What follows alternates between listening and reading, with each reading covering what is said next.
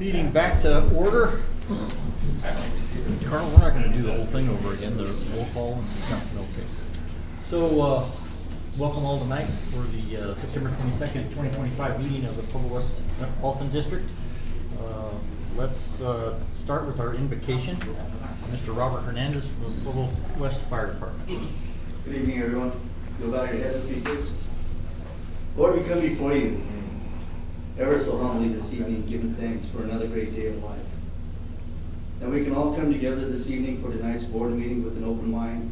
As always, we ask you to lead us and guide us, to cover us throughout this evening, to allow us to respect one another's thoughts and feelings, to know that we're all here working for the good of this community, that the path we walk tonight is to accomplish things that are on tonight's agenda, to know that everything we do will work for the good of this community.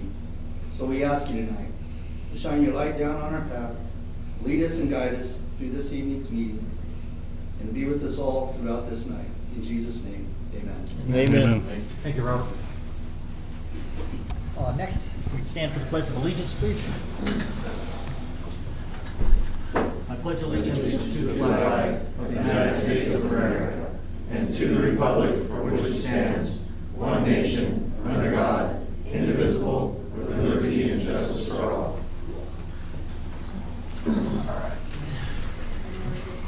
Moving on to public comments. Bree, do we have any public comments? Oh, no worries.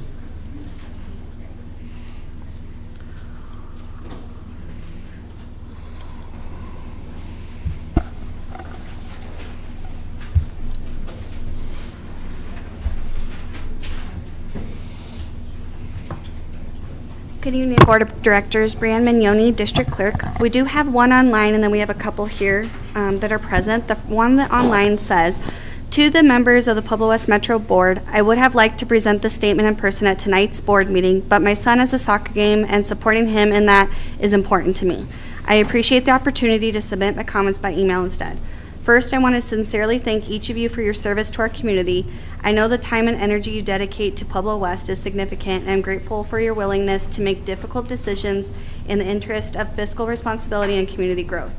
I understand that tonight there will be a discussion around the potential construction of an indoor aquatic center and possibly a decision to move forward before the outcome of ballot measure 6A is known. While I see the value in investing in community amenities, I also believe we must be cautious and fiscally responsible. If a decision is made to move forward before 6A goes to a vote, Pueblo West could be left not only subsidizing the aquatic center if it does not fully fund itself, but also facing a nearly $2 million deficit in supporting our fire department once the existing fire sales tax sunsets. That would put the community in a vulnerable financial position, especially if 6A does not pass.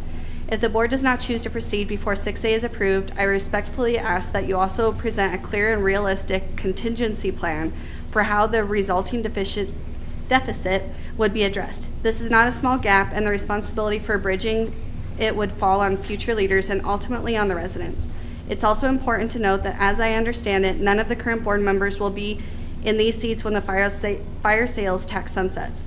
That makes it even more important to ensure that decisions made now are both prudent and sustainable.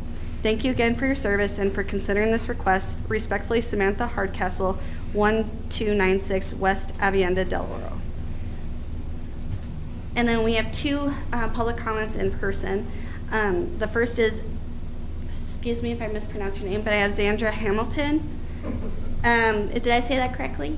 Zandra, okay, thank you. That's close. Okay. And then she wanted to make a comment about the prayer pool comments. I actually have three things I want to comment on. But Okay. Well, not a would you like long to come up? discussion. Sure.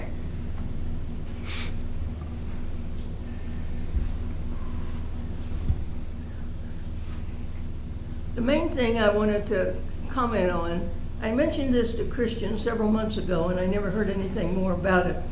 I never have quite understood why a group like this necessarily needs to start the meeting with a prayer, unless it's to hope that people don't get into a fight later on. But be that as it may, I don't really have any reason why I care about it. I don't care whether you start with a prayer, but I think if you are going to start with one, it should be non-denominational. Not everybody in this meeting or online is a Christian. Not everybody prays to Jesus Christ. There are people who are Muslims, Buddhists, atheists, everything. So I think if you're going to pray, you really should be praying to everybody and not just a select group of people, even though that may be the greatest majority of people, but it's not everybody. So I think everybody should be considered when you're doing that. The other comment I wanted to make, kind of in reference to the last comment that you read, if you are truly considering a pool versus a fire department, it seems ludicrous to me that you would put the building of a pool over the fire protection of an entire community. And if that's what it amounts to, I fail to understand how that could happen. I think the community is much more important from a fire standpoint than it is for a pool. The last thing I wanted to talk about, I'd like to just save until the other comments at the end, because it does kind of pertain to something that's coming up. So if that's okay. Yes, absolutely. However Okay. you'd like to do that is fine. Okay, thank you. Thank you. Can you remain for comments from the board, please?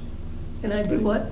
Remain seated there until we have comments from the board in regards to what she, so in particular to prayer, our Constitution and our country was founded upon one nation under God.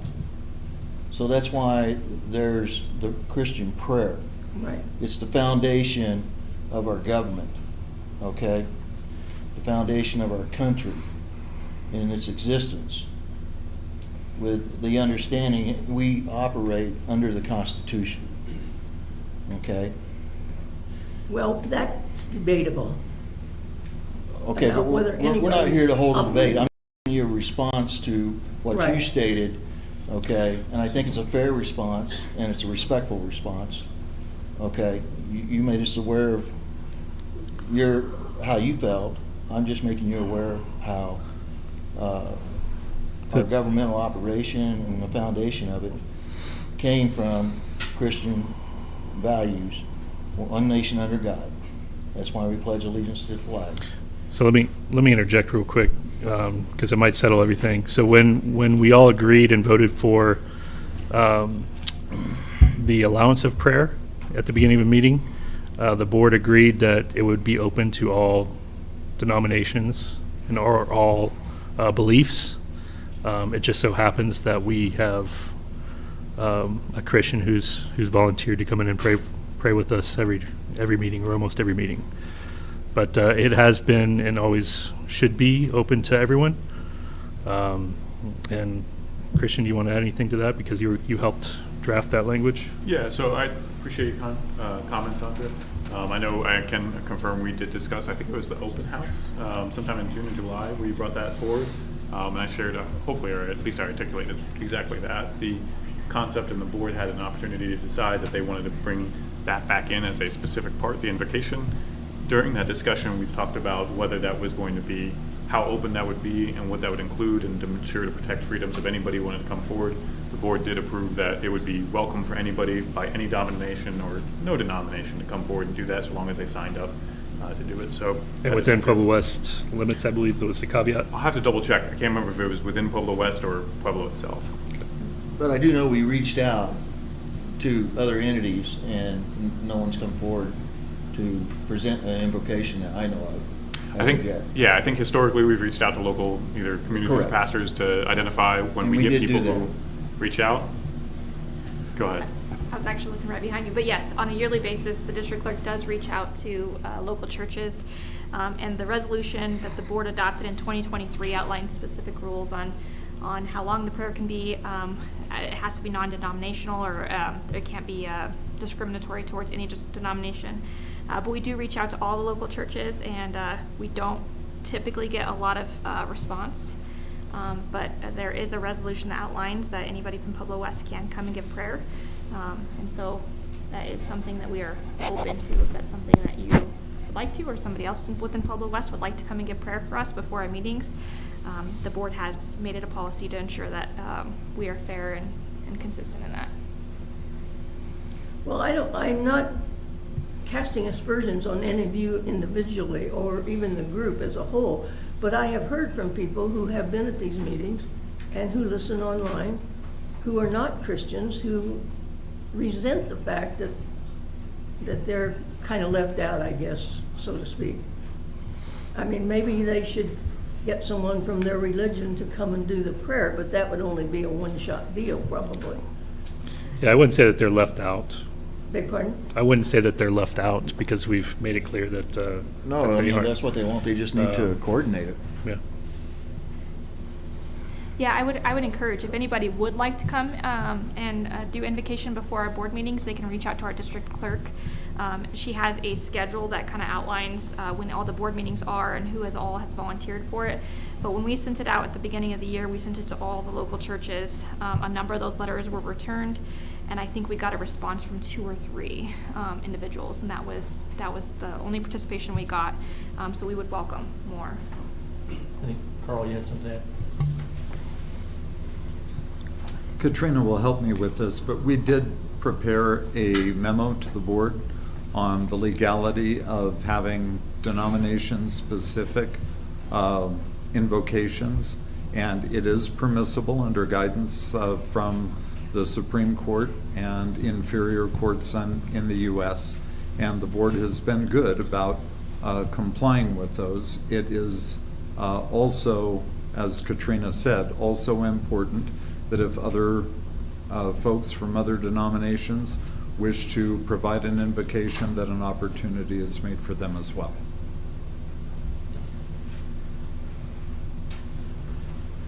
Is that it? Yeah. I For now. don't have anything to say. I want to say thank you for utilizing your freedom of speech and coming to the meeting tonight. Thank you. You're welcome. And President Vickers, I will state for the public, if you are interested in providing prayer in a different manner or wish to send me any other information, you can send it to Brianne Mignoni for the district clerk, and it's bmignoni@pueblowestmetro.us. Did we have another one? We do. We have one more comment. It's from Trinity Smith, 654 South Bowero Drive, and it's about Rotary Club. No, I just signed up. I'm sorry, I thought I had to sign in. Oh, no, you're fine. Okay. Thank you. We're still glad you're here. You got a free job. Hey, you don't follow. Okay. I defer. Director's comment. Mr. Pastor Nick?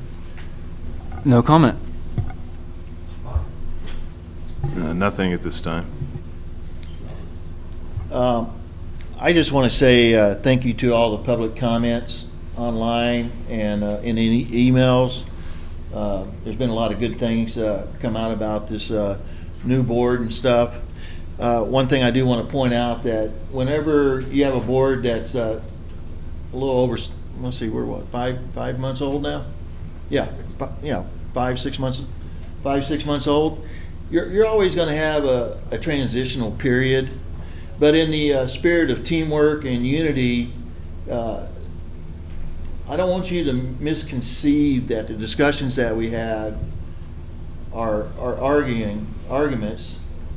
There's some level of understanding that has to be attained before we can process the information and make the appropriate decisions.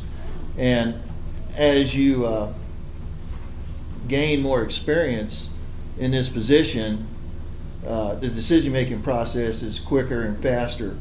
But we are working towards a teamwork spirited mission, okay, for this community. And then I was approached by somebody at church, and they're like, man, there's a whole lot of good things going on in Pueblo West. We got the railroad tie project going. I see that's moving along. We got roads being paved, roads being graded, and stuff like that. And he just wanted to say thank you, and I said, well, I cannot take all the credit. We have 5 board members and a pretty, for the most part, we're about, I think, 95% staffed in the Metro District. We got a few vacancies, but If you're looking for a job, and take a look at the vacancy, see if you are fit for that, and try to qualify for it. Come put your application in. We'd love to have you on the team, but once again, one person doesn't make the team, okay? But I do want to thank you for the public comments. So I'll just apologize for not being here on Friday at the work session. What we don't hear before we potentially sign up or run as a board member is that when you become a board member, you are now part of other committees. And Friday I was working the golf event for the Pueblos Chamber. I also cater for the Pueblos Chamber on Fridays on occasion to help them save money. So what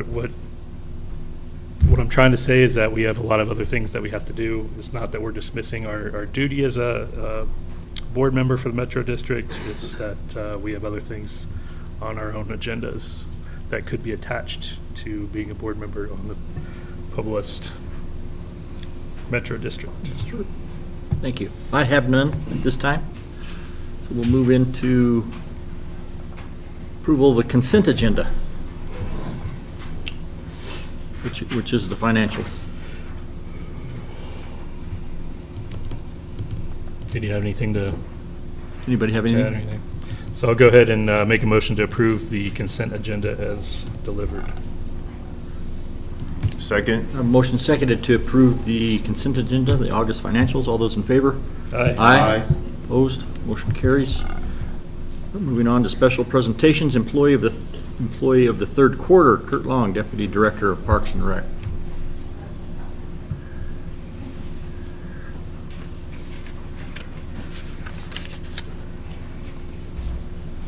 All right, good evening, President Vickers, fellow members of the board, and I am here, I'm Jessica Pankey, HR Director, here to introduce our employee of the third quarter, who I was lucky enough to get here. We got Kurt Long, and he is our Deputy Director of Parks and Rec. He was nominated by Bill Mormon for his outstanding leadership, mentorship, and commitment to the district. Bill shared that Kurt has gone above and beyond in supporting his team, fostering professional growth, and creating a positive and collaborative work environment. His calm and solution-focused leadership was especially evident during a recent pool pump failure when Carol was unfortunately out of the office. He was able to manage the emergency response while also onboarding a new staff member and supporting the rest of the department during that. So we congratulate Kurt on Employee of the Third Quarter, and this will make him eligible for Employee of the Year at the end of the year.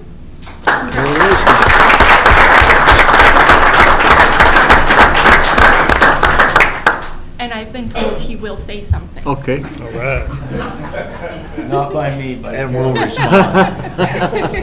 Volunteer. I just want to say thank you. I want to thank Bill for nominating me. And I truly believe you don't get these awards without, the great people I get to work alongside every day. So I think the credit goes to them. We have great park staff, and that's why I'm able to do what I do. I have great support from leadership and Carol, Christian, Katrina, and Brian. So I just want to say thank you. I appreciate it, everyone. Thank you. I'm not going anywhere. You're free to go. Does that come with a one-day time off award? No. No. Carol. I was like, I like that idea. Okay, next we have Mr. Dave Vecchio, our benefits broker for the 2026 benefit changes. Good evening, directors. Can you hear me? I'm used to standing up, right? So I had the table now. It's a little different angle here. So I appreciate some time. We've been working closely with Jess and the team in HR and finance for a long time on the benefit program. So we're going to talk about some trends, the renewal, and some information that I'd gladly answer any questions. So we put together 4 or 5 slides, and there's some information in here that I'm not going to go over every element of, but I think it all tells a good story for the Metro District, both into 26 and the past years. So the medical renewal is 7.8% for the district in 2026. That will be with no benefit plan changes, no carrier changes. That's taking the same plans and moving them forward into 2026. Dental plan is receiving a 5% increase. You got to be careful on percentages versus dollars, right? 5% on dental's $1.20 a month. I mean, it sounds high, but financially it's a smaller number due to the premium. Dental's got a 7% increase over an 11-year period. So when you look at it globally, it's been really good, really positive. A couple trend factors. This is a very challenging time in my industry and in healthcare in 2026, and more so in our state. So when we look at trends, we like to use non-affiliated sources, not United Healthcare, not Cigna, not Aetna, not carriers, because their data is number one, carrier specific and a little bit biased. So when we look at nationwide average for PricewaterhouseCoopers, they're saying the projected increase for employers is 9.5%. Aon study was 9.5. But then you look at the state of Colorado, and this tells a different story. These are the filed trends with the State Division of Insurance Commissioner, and you look at the Anthems, Uniteds, Cignas of the world. Colorado's in a challenging spot, right? Our trends are not quite double the national average, but significantly higher as a state. And there's a lot of factors that go into that. So that's important as we work through these next slides. And we look at it. So the Metro District joined our pool of public sector healthcare group back in 2016. And at that point in time, it was 6 years before the district reached their rates prior, on a standalone basis prior to joining the pool, right? So the first 6 years, the district was paying less than they were when they entered. Average increase for the district over a 10-year period is 4.7%. Average renewal for the state of Colorado as a whole at the same time is 8.4%. So when you compound that, 3.7% a year doesn't sound like a lot. 37% over 10 years does, right? It's a lot. Public sector's cost analysis next year. People tend to go, how much more money is the insurance carrier making, right? That's the first place we go to is people. How much it's going up, how much more is the carrier making, right? So this plan is a self-funded plan where we can analyze and break down every component. And the important thing to note is the plan that the district's part of next year is a $40 million health plan. Only $3.9 million are fixed costs, and those are actually decreasing slightly, right? The entire increase is claims-based due to the cost of care in the state of Colorado, rising costs, and there's some more information to touch on that here momentarily. So what's driving cost? And this is not a isolated situation, right? This is a societal challenge. Well, we're seeing a huge increase in data on musculoskeletal, cardiovascular. We're seeing a significant increase in high-cost care, chronic disease in a younger population. Hospital workforce is now back to where it was pre-pandemic or higher. So the throughput care is not getting delayed, which is a good thing, but it also is driving costs. But the real runaway train in our country is RX, right? Specialty medications, the GLP-1 drugs. PricewaterhouseCoopers in their release said in 2024, $50 billion was spent more on pharmacy in the United States than in 2023, right? That in and of itself, if somebody had a way to slow that down or improve on that, and I know there's been discussions at a federal level that I hope get put into place, because changing the prescription drug cost in our country will significantly impact the future of healthcare cost, pricing, care, people's health, all of those things, right? So those are all things that are driving the cost. We're going to talk specifically now on the plans that the district has on the next slide. So these are the same plans. It's really hard to see it, but the district has really good participation. And on the next page, we're not going to go there now, Katrina, but we'll talk about the cost sharing element.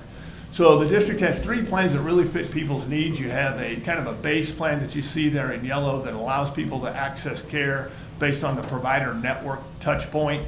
You have a traditional PPO plan, and then a new plan that was introduced last year called Surest that is probably the closest thing in our lives in healthcare to everything else we do, right? Surest allows the person to know before they receive care what the care is going to cost, who they're going to owe.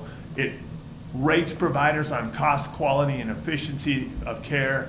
The example I use for people that haven't seen Sures, because it's only been around 3 years, it's like booking travel, right? When you book travel, regardless of the platform you use, you know exactly what you're paying and exactly where you're staying or how you're flying. Sures gives you that as a healthcare person, right? So it puts the person in control as a consumer, and it's had a lot of positive feedback. One thing with the district's population, and we've been working together a lot of years, this is year 1 for Sures, so you see the smallest enrollment, right?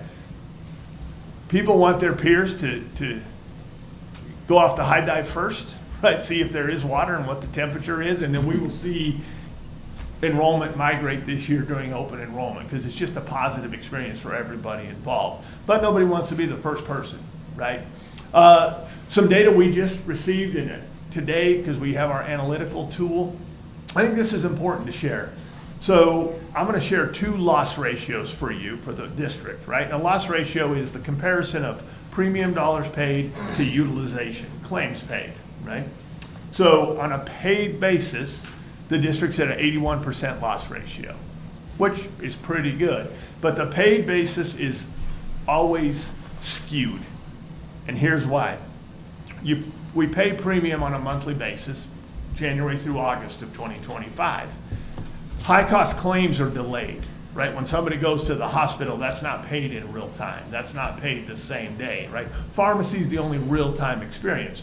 So we have to look at it on an incurred basis, meaning these claims have been incurred, but they haven't been processed yet. So somebody that was hospitalized last Thursday, those claims haven't been paid, processed. They probably haven't even been submitted to the insurance carrier, right? So on an incurred basis, it's called IBNR, incurred but not reported. The district's at a 94% loss ratio. So still positive. For a plan of your size, the Affordable Care Act says 85%. That's a false number. Try to operate about 88%, insurance carriers do. So district's not running poorly by any means, but it's running just a little higher than what we would expect it to be for a plan of your size. Problem with the plan of your size, one claim can skew that number, right? I mean, $100,000 claim all of a sudden can take 82% loss ratio to a 90% loss ratio, right? And that's why being pooled with a bigger population is providing good feedback. And then the cost sharing elements of what's coming out of employees' check. I think. I'm sorry. No, that's all right. Green, I'm talking to you, Katrina. You're not even driving. Sorry about it. She's familiar. So the district shines here, right? When I look at the Colorado Select Plan, that's 92% district paid, 8% employee paid across all tiers. Being able to cover your family in 2026 for $156 a month, those are the monthly costs. That just doesn't happen, right? That's an incredible benefit. 520 is great, 670, but the district's contribution to their team, their staff, it's been above industry. Yeah, it's unheard of anymore. It is, Director, it is. It's a bad joke, but it's true. When I put this together, I always have my staff review it. Mm-hmm. And like, Dave, you made a mistake. Yeah. They're paying less than 10%. I'm like, no, that's true, but we just don't see it, right? We don't see it. We see a lot of 0%, if I'm being honest, that employers contribute to the employee and the cover dependence on the burden of the employee. So district is in a really positive spot. Yeah. Any questions, anything I can expand upon? Yeah, I think that's a pretty competitive package. As I mentioned, it's unheard of for an employer to pay that much of the insurance costs these days. So that's a huge benefit. It should be a huge attractant to any potential employee out there.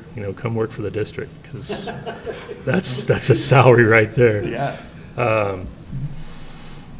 I'd like to see the same package at D70. Just throwing that out there. I understand. We're working on it. Yeah, because I can't afford our insurance. Yeah. So yeah, thank you for presenting, and thank you to the district for managing that for our employees. Anybody else have any questions? Thank you very much. Thank you. Thanks, Dave. Have a good evening. Thank You too.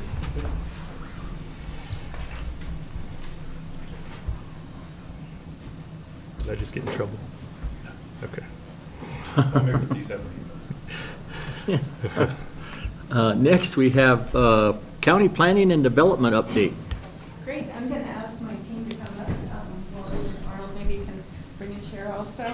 What's important that I'd like to represent to you is that we act as a team, and it's really important that we all are here to share what we're working on and present to you. Thank you very much, Mr. Chair and Pueblo West Metro Board for having us this evening. Thank you. With that, my name is Carmen Howard. I'm the Planning Director for Pueblo County. And with me today is Wally Wallace, Pueblo Means Business Manager, Jennifer Wagner, and she's the Deputy Director for Planning and Development, and our new building official, Arnold Montoya. Thank you. Welcome. So how did we get here? I know there's a lot of questions with the transition to Pueblo County Building Division.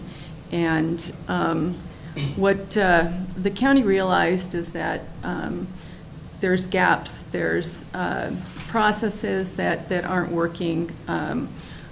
We realized that we could make internal changes to our processes that would help with the permitting process, that would give us a better handle on how we help the community with permitting, and how we can do things on the back end to ensure that we're giving the best service to the community. So with that, in June of 2025, as most of you know, the county made the decision to separate from regional building and develop its own building division.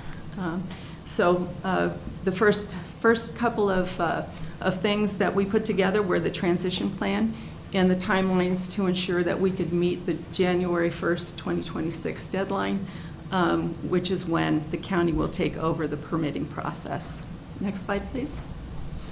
So our transition plan framework, we split it up into certain categories and timelines. Our initial planning phase, staffing and infrastructure, the application build, our legacy permit management and historical data transfer, and then stakeholder engagement, training, internal and external, and then our go live and stabilization. Each of those Each of those components are tracked very carefully to ensure that we're meeting our deadlines and our timelines, and we have quite an extensive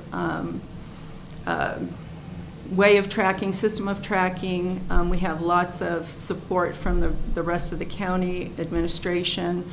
And again, our team is working very, very diligently with stakeholders, with administration, and with the community to ensure that we're meeting those marks. And I'm happy to say that we are.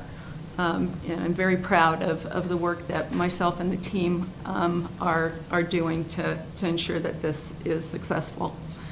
Next slide, please. So our initial staffing plan, we have our certified building official. We're going to start with 4 inspectors, a plan reviewer, 2 permit techs, and an administrative assistant.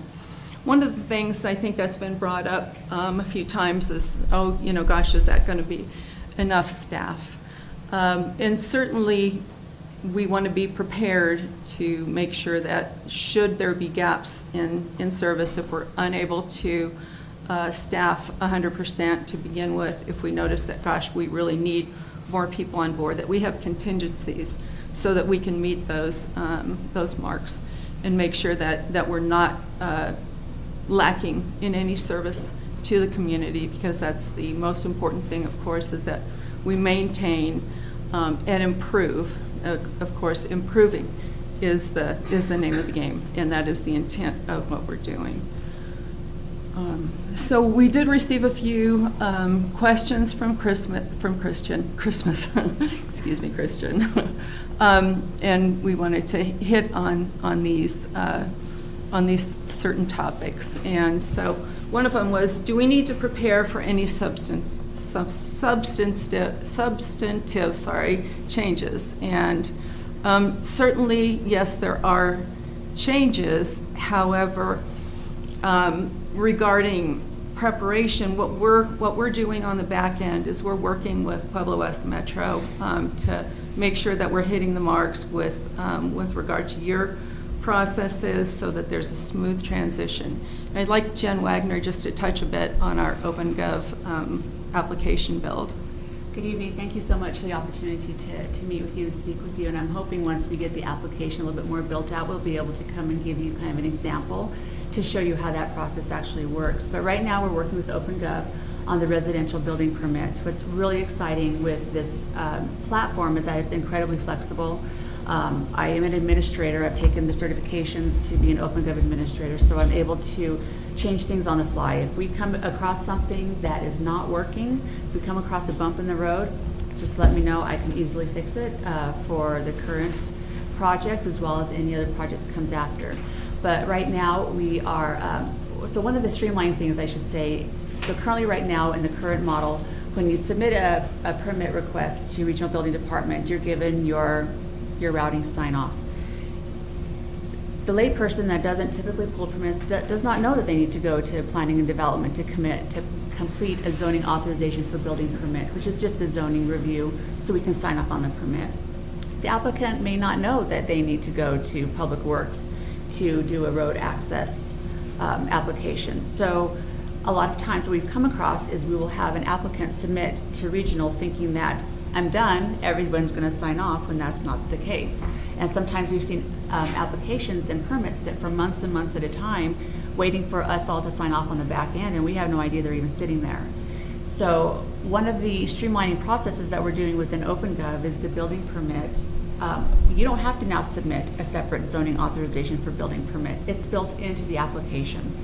We remove that step in the process. It's streamlined, it's quick and easy, and that's what we're looking to do eventually for different permitting agencies. So we were on target, actually a little bit ahead of the game with the residential building permit, getting ready to start on the commercial building permit. Thank you. The next question we received is, are there any expected challenges that we should be aware of? And certainly with any projects, especially one to this magnitude, there will be challenges, absolutely. We're doing our best to work through whatever those may be, trying to anticipate any challenges. And one of the things that we have done is create a technical advisory committee that is made up of developers, various types of contractors and such, engineers, members of the community. We did have our first TAC meeting. I think it was very positive. We heard a lot of good comments, and one of the things that I think is important to note is that we want to engage the stakeholders, the people who are submitting the permits, the people who are doing the construction, and the community. We want to make sure to hear from them what they need, what is working, what isn't working, how can we better serve the community. Again, that's the ultimate goal. So the TAC, we will be meeting with them again in about 2 weeks to go through our building permit, our first residential permit, to walk them through that, again, to get feedback and to incorporate their feedback into the process to make sure we're hitting the mark. Next slide. Average length of time for plan review. How quickly after submission will an inspection typically occur? I'm going to ask Arnold to take this question, please. Thank you, Board, for allowing us to speak today. So on plan review, when we submit, typical answer would be a 10-day turnaround. For residential, I anticipate a 3-day turnaround, 10-day maximum depending on workload. So in other words, if if a developer came in with 100 houses, well, I can't get 100 plans out in 3 days, but we will do our very best to get them out quickly. So, with that being said, I really do anticipate a 3-day or less turnaround for an average home. So the team has been working again on those applications, and one of the things that was really exciting to me today, after a work session, I touched base with Arnold and said, so hey, how's it going? What do you think? And he was so excited. It was really great to see the excitement coming from Arnold that, Carmen, I think we're going to be able to get this done really quick. The process is great. The workflows are really coming along well, and I think we're really going to be able to make a difference, and that was very exciting for me. This is kind of new to Arnold, the OpenGov system, and he has really just jumped in and been very, very helpful with those workflows and with helping us to build those workflows so that we can expedite the processes to the best of our ability. So, will the building division include contractor licensing and enforcement? And the answer to that is yes.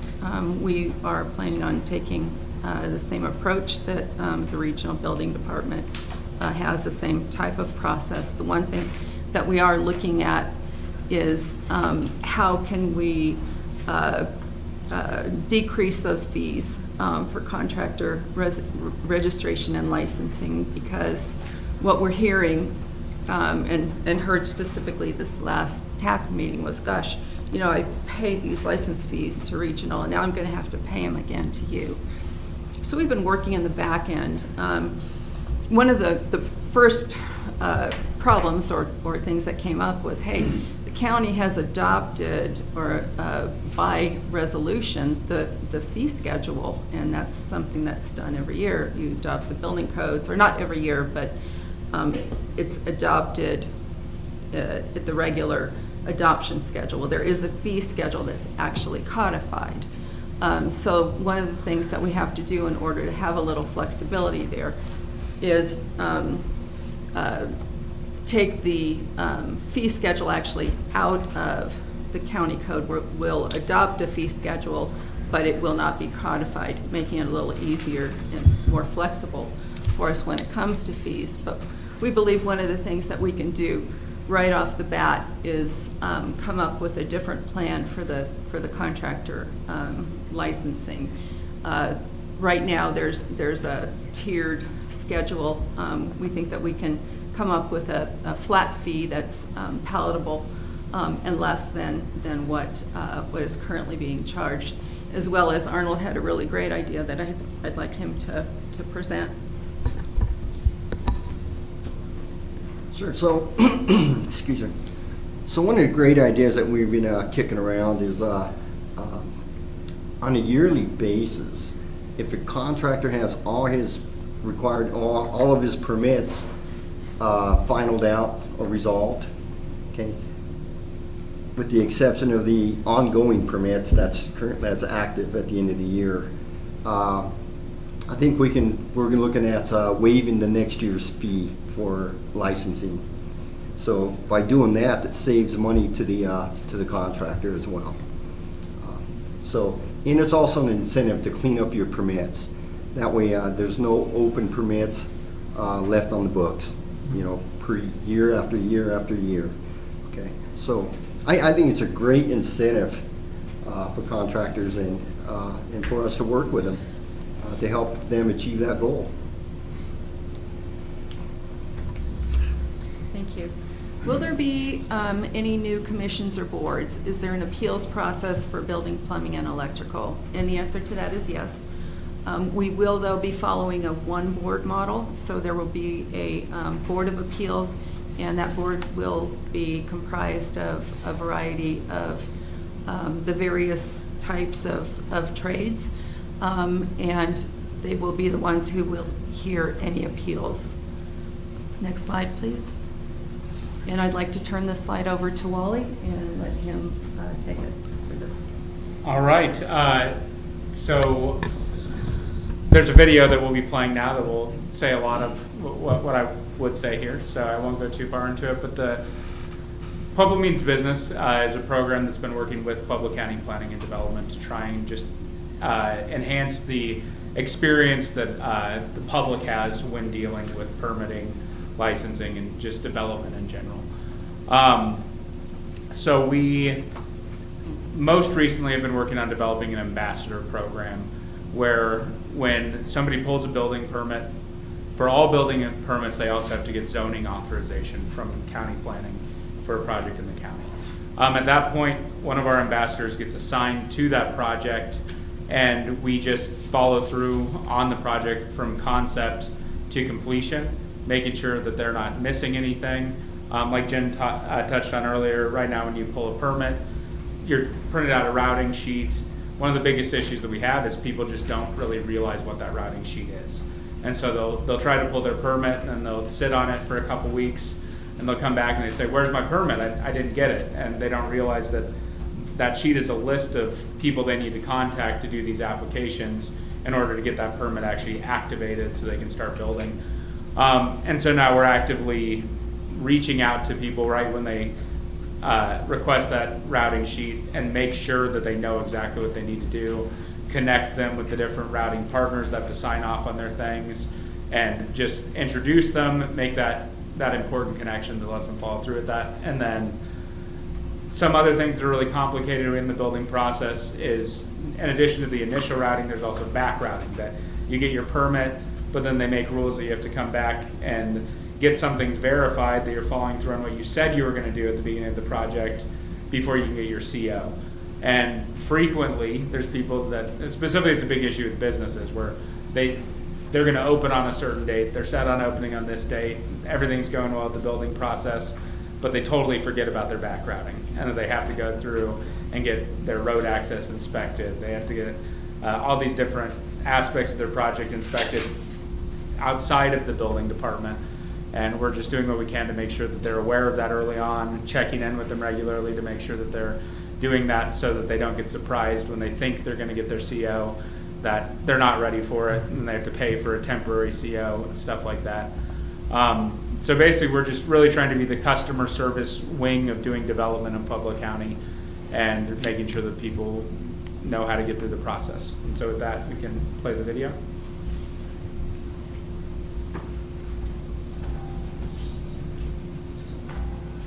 Hi, I'm Wally Wallace. I'm the Pueblo Means Business Manager for Pueblo County here in the Planning and Development Department. And I just wanted to tell you all about our new program, the PMD Ambassador Program.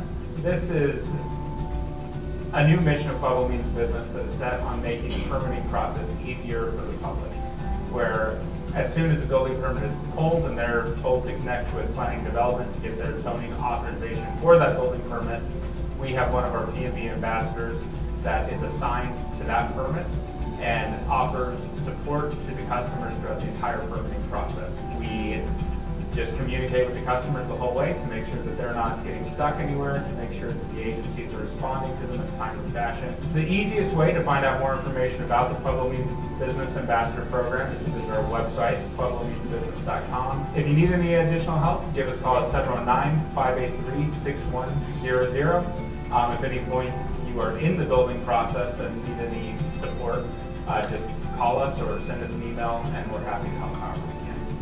Pueblo Means Business is your go-to resource for contractors, property owners, and businesses. Whether you're looking for permitting support or valuable business resources, we're here to help you get it done.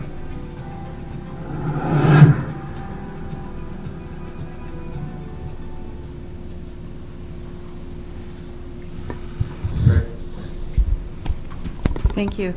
So just to kind of wrap things up, what we want to stress to you is the continuity of service. It's very important to us that, again, the community doesn't end up in any glitches during this transition time, and that we're able to provide the services that the citizens are used to, and certainly improved services There's no changes to the adopted codes. We will continue to be on the same codes as the Regional Building Department. Same or decreased fees. Again, we're working on how we can make things less expensive for the community and the contractors. Accountability, the OpenGov platform does have transparency relating to where you are in the workflow and your processes, and then customer service improvements. Again, with Wally and the Ambassador Program, all the work that we're doing with our applications, with Public Works being on site, working with Pueblo West, working with Colorado City, being out there. We'll be providing stakeholder meetings, community meetings in December to make sure that everyone who wants to have some training prior to the changeover, that we have that training available. Wally is also going to be making more instructional videos that'll be up on the Pueblo Means Business website to assist with that. And then we're working on some other tools also to assist the community to make sure that they have all the information at hand that they need when they go to submit a permit. And with that, we're here for questions or any clarification that anyone needs. We'll start with you. You've been writing all night. I've been writing. So first of all, thank you for coming out and explaining a little bit about this this new entity and the process. I know there's been a lot of questions involving this entire process. My biggest questions involve clarity of next steps and usability of the new system. So we're using OpenGov. I think we're all fairly familiar as far as the board goes, as far as what that looks like and how you can track progress and so forth. My question is, how do we explain to the community what the next steps are, and once you put in an application? I'm assuming we're putting that in an application into ClearGov. It then spits out some sort of routing information or back routing information that is necessary for the entire process to come to fruition. I mean, I'm just making assumptions here, but what does that really look like? Well, it's actually all going to be built into one workflow. So as Jen had mentioned, the routing process previously was more of a manual process for someone who was submitting permits. Mm-hmm. Now it's all built into the workflow. So once you submit those permits, the workflow will take that permit through the process without the applicant having to reach out to other entities or agencies in order to complete that process. Okay. So that's, I think, a really big piece of what was troubling contractors and people who were submitting permits, is the kind of disconnect where you had to submit to multiple entities.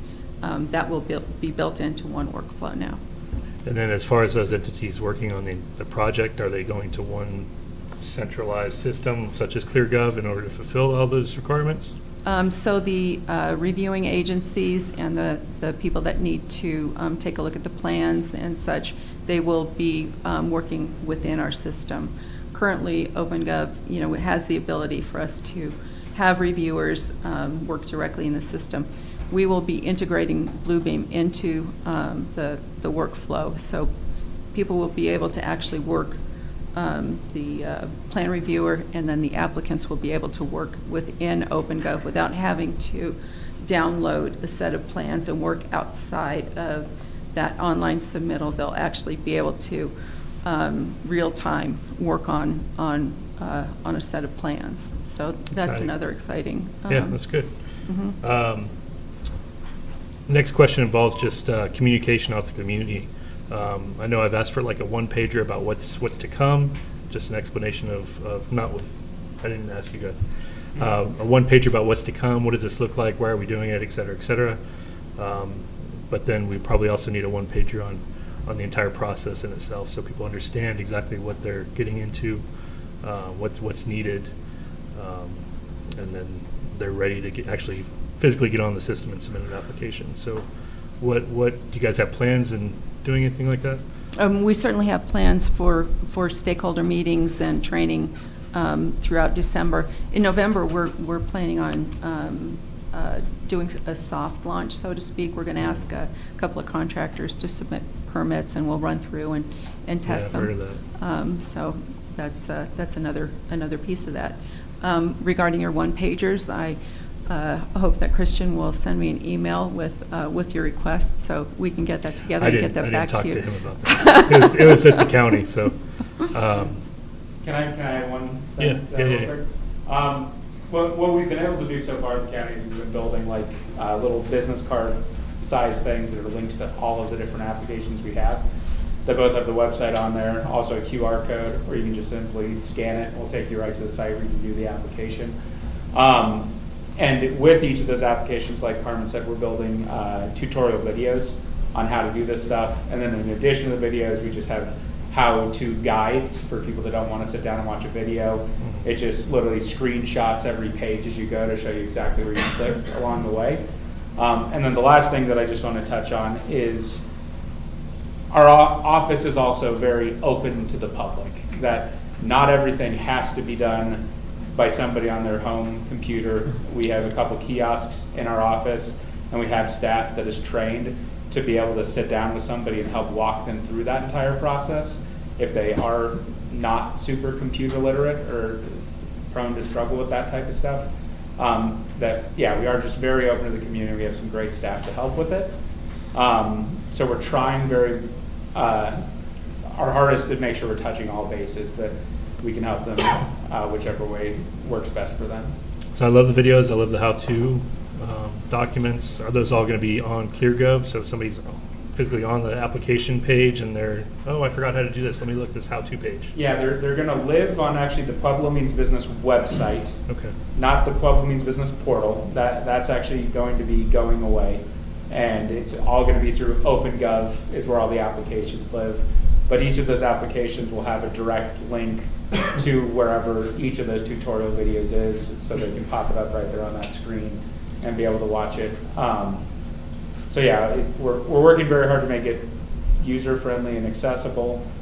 And the other thing I just wanted to add is, like Carmen said, we are having monthly TAC meetings, Technical Advisory Committee meetings about this process. And at the next meeting, we will be previewing our residential application. So for anybody that has any questions or concerns about what this looks like and if it's going to be too complicated or not, we really encourage all of you to come. Though it is a committee of members, we're very much encouraging that it's open to the public, and we want as many people to take part in those meetings as possible and help give us guidance along the way so that we're making sure we're addressing their concerns. Do you record the meetings? We do. So we can watch it after the fact? Yep, you should be able to do that. Last question, sorry guys. The ambassador program, I didn't see any ambassadors on the staffing plan for the county building development, so how many ambassadors are you going to have and how is that funded? Currently we have 3.5 ambassadors. We have 3 that work directly for being ambassadors for the program, and then we also have a public works representative who, though he's technically a staff in the Public Works Department, he's the one we tap into whenever there is an issue with road access or anything like that, who he can provide guidance with that stuff. And I'll just add that I think that's one of the benefits of us taking the building department internally into planning and development is that, yes, that's the building department staff, but we also have another 20 staff members within planning and development that are also being cross-trained in how to help with certain things. And so that didn't include the PMB ambassadors in addition to the building official folks or building department folks that will be coming on board by the beginning of next year. Appreciate it. Thank you for the time. Craig?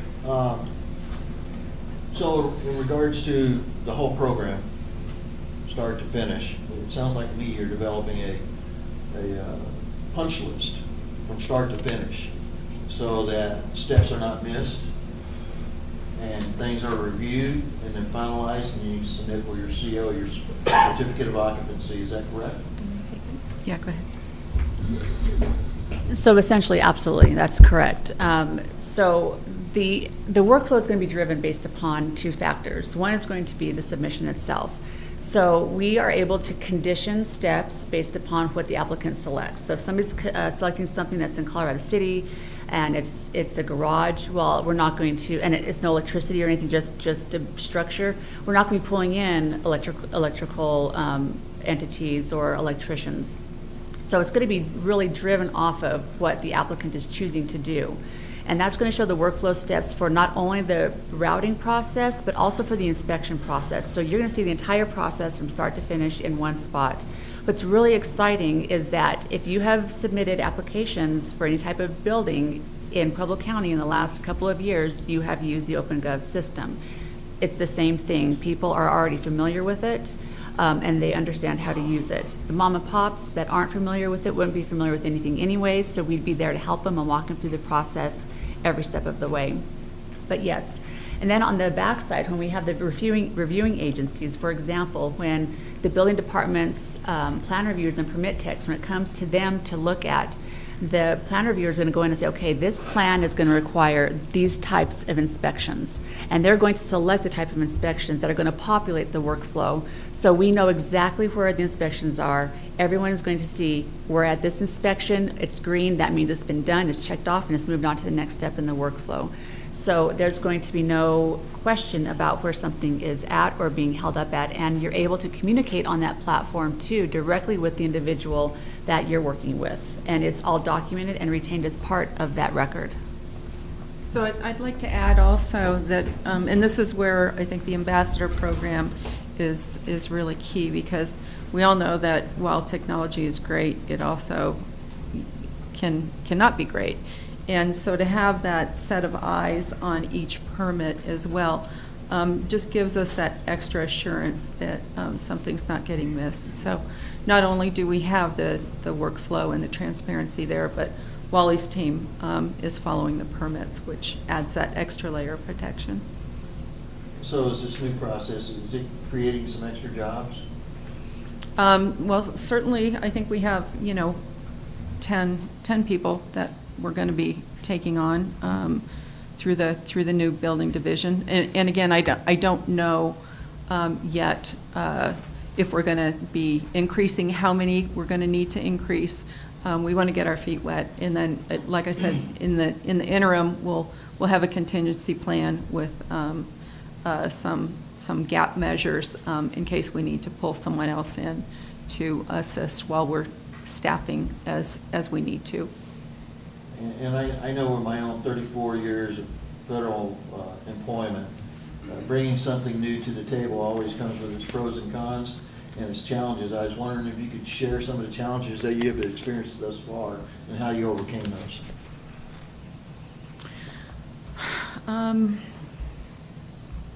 You got a great building official. Yeah, I'm trying to think of challenges that we've hit so far, and so far we've done pretty good to hit the mark of the organization. That we've had our punch list and task list and timelines, and we've been very, very successful so far with hitting those marks. A lot depends on, again, the applications themselves, the build with OpenGov, and making sure that we're hitting the mark there. Ms. Wagner and Arnold, Wally, myself, we've got a planner working on it as well, the TAC. So, Jen, would you say you're probably about 10 hours a week on the build, along with OpenGov staff to get these applications done. Getting them done and getting them tested, I think, is one of the biggest challenges. So far, we're doing pretty good.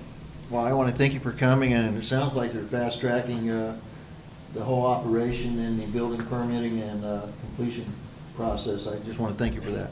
We're super excited. It I'm really excited is now, too. excited. Yeah, exciting. Rodney? I do want to add one more part to may ease a lot of people's ideas or questions.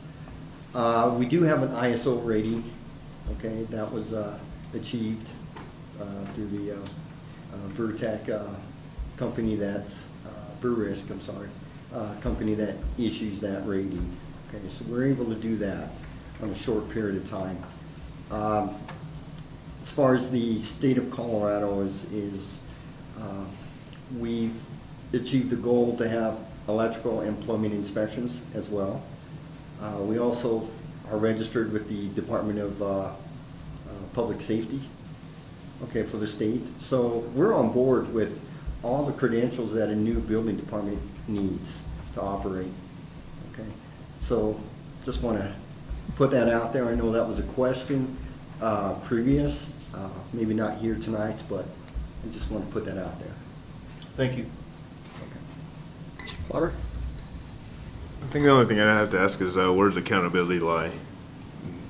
With you, with us, or the county, or pointing fingers, or how does the accountability happen if there are complaints or somebody has issues with certain situations? So there will be a complaint process. There will be a complaint form that you'll be able to fill out should there be complaints about a permit, about a property with building without permits, contractor, inspector. Those will be available also to submit online. And with accountability, we're all accountable. My staff, myself, and the county commissioners are accountable. And that was, I think, a big piece of this transition is we want to be accountable. We want to be accountable to the citizens of the county to make sure that we're serving them to the best of our abilities. So if I could add to that, because I know that Commissioner Swearingen in public meetings this is one of the reasons that he said was they wanted to pull the building department internally because the accountability, they will be the ones that are held accountable to it. And we are held accountable to the county commissioners. When you have an outside building department and you have a board, you kind of, in a sense, lose some measure of accountability. So that was Commissioner Swearingen's, one of the big reasons that he wanted to pull it under the umbrella of the county was accountability stops with the commissioners. And they have, and they do, hold us accountable. We get questioned very often when there are complaints that go to the commissioner level. Mr. Pasternak. Hey, thanks for all you guys coming out tonight. First, A+ on the ambassador and the tutorial videos. Great idea. I'm mostly curious about the website and the historical data. So if I look up my house on your website for permits, will I be able to, is that going to disappear or is that still going to be So somewhere? we're working on that part. We will be, we will have access to all the historical permits. I don't know what it's going to look like for public facing on the county website relating to historical permits, or if that's going to be something that still lives on regional. I believe that the old permits will still be searchable on regional. So that website's not going to go away? No. BRBD.com? Well, I don't want to answer for them, but they still have to have. So that's run by the city? Yes, the city will be working with the regional building department. Yeah, I would just hate to lose historical data for houses in the county. No, or we properties in won't the be county. losing the data. Okay. Can you still look up contractors to make sure they're We will licensed? have also and things like the that? contractor data as well. Okay. You guys mentioned a 3-day turnaround on residential projects. What was that before? I think Arnold mentioned it. Yeah, that varied. You know, I'm not gonna go too far into, you know, what somebody can produce. I know what I'm gonna be able to produce in our department. Our department is gonna be able to do it. Okay, and there's some key factors that we do need to make that happen.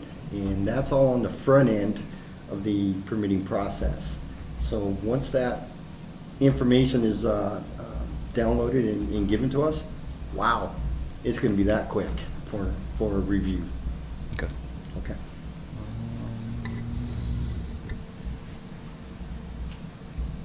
That's it. Thanks, guys.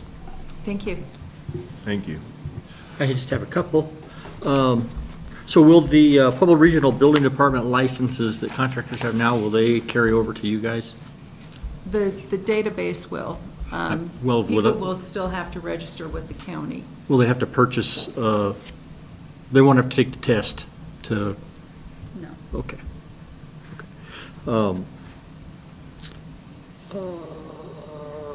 So out in Pueblo West, we have, of course, the Committee of Architecture, and they do a lot of structures that are not necessarily houses, and we get a lot of hand-drawn plans.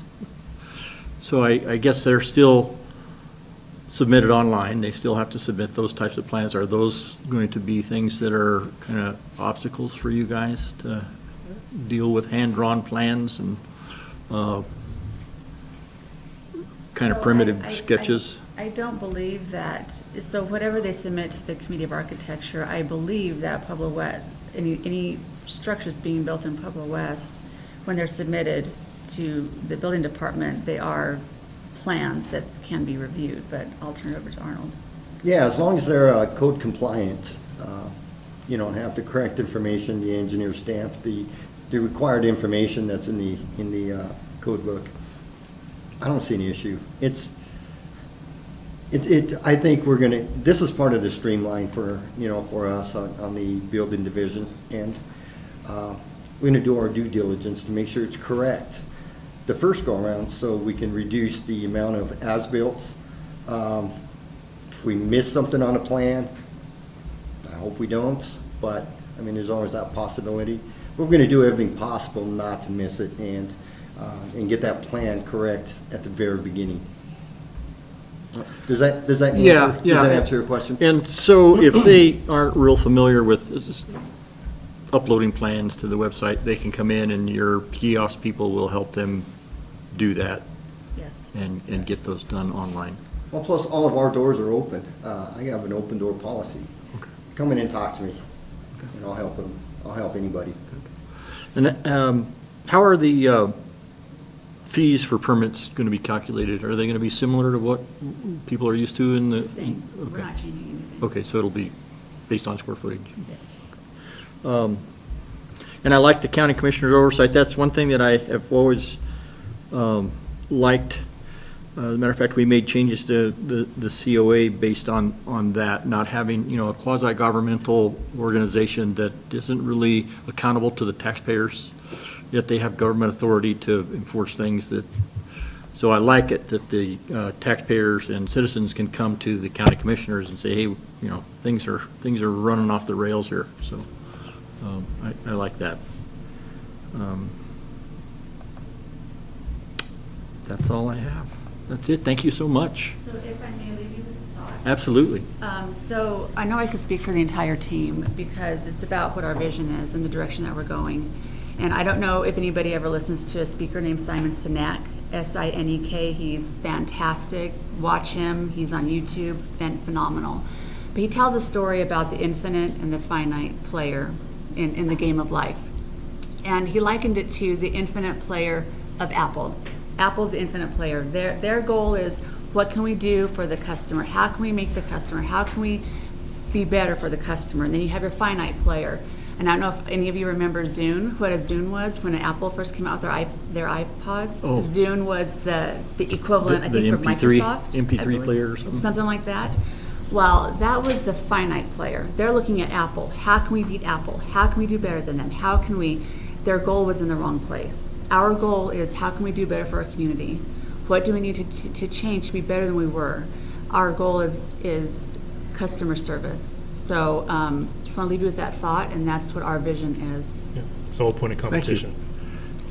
It's competition with us. Yeah, I got you. Thank you so much. We appreciate your time. Thank you for having us. You bet. Thank you. Thank you.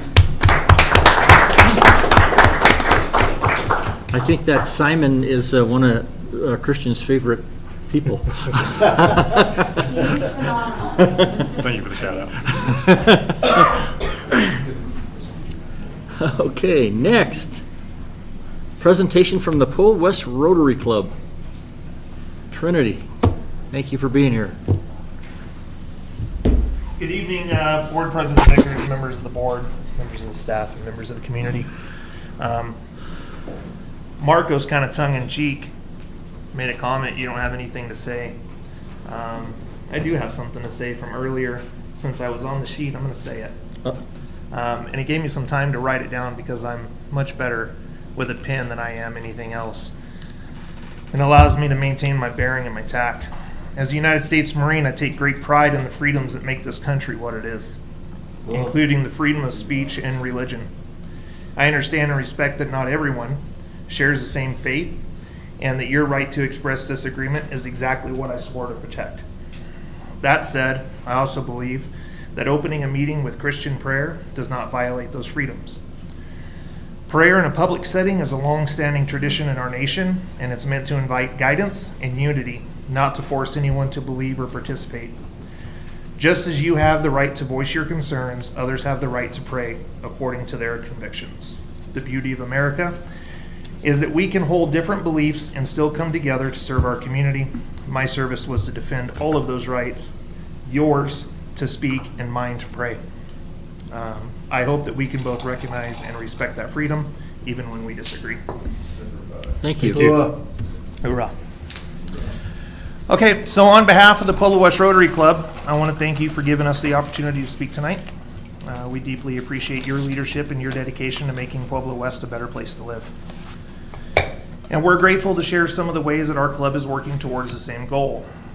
For those of you who may not be familiar with the Rotary Club, we are part of Rotary International, a global network of community leaders and volunteers. Our local chapter here in Pueblo West is rooted in the same mission, service above self.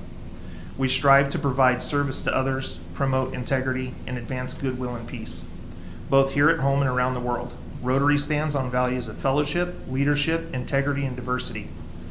And we believe strongly in working side by side with partners like you to strengthen our community. Here in Pueblo West, our club has been honored to play a part in projects that have lasting impact. Together with community partners, we've been instrumental in the development of Cattail Crossing, the pavilion at Lavelle Park, and the Frisbee Golf Course behind the Civic Center. These projects are just a few examples of how Rotary's vision and hands-on work have helped create spaces that benefit families, youth, and neighbors across our community. Looking forward, we're excited about several upcoming events that we'd like to invite both the board and the public to attend. On October 4th, we'll be hosting our first annual fall flea market at Swallow's Charter Academy from 8 a.m. until noon. It'll be in the front parking lot right along McCulloch. This will be a fun, community-centered event where neighbors can come together, and proceeds will go directly to the future community projects and to our efforts in order to help with scholarships at Pueblo West High School, as well as scholarships to the trades out at County High School in their SEEPS program. On October 18th at 10 a.m., also at Swallow's Charter Academy, we'll hold our annual pumpkin giveaway that we've been doing about 8 years now. This is a free event where children in Pueblo West are welcome to stop by and take home a pumpkin for the season. Later this year, we'll bring back one of our favorite traditions, to Cattail Christmas. Santa's going to make a special appearance. We sent a letter out seeing if he could come out, and he's going to make a special appearance. Our high school clubs will showcase their organizations, and local vendors and crafters are welcome to join us in creating a festive community celebration. While these events are exciting on their own, we're also looking towards the future with a larger vision. We'd like to coordinate with the Metro District on a creation of a new park in Pueblo West. Our Rotary Club is prepared to take the lead in this project by raising funds, seeking grant opportunities, and even maintaining the park long-term through our club's commitment. Our hope is that with your partnership, we can bring another valuable space to life for our residents while helping reduce financial burden on the district. In closing, I want to once again thank you for welcoming the Rotary Club here tonight. We're proud of what Rotary has accomplished in Pueblo West, and we're even more excited about what we can do together moving forward. We invite you and our entire community to join us at our events this fall, and we look forward to exploring ways that the Rotary and the Metro District can co-sponsor events and projects that make Pueblo West an even better place to call home. Our meetings are open on Friday mornings. We meet every Friday morning at 7 a.m. at Copper River. There's plenty of space. We have 176 seats everyone is welcome to attend. We have free coffee and sometimes breakfast. And that concludes what I have to say. Are there any questions? Do you anticipate having a presentation on the park location and We do. stuff in the future? Yes, sir.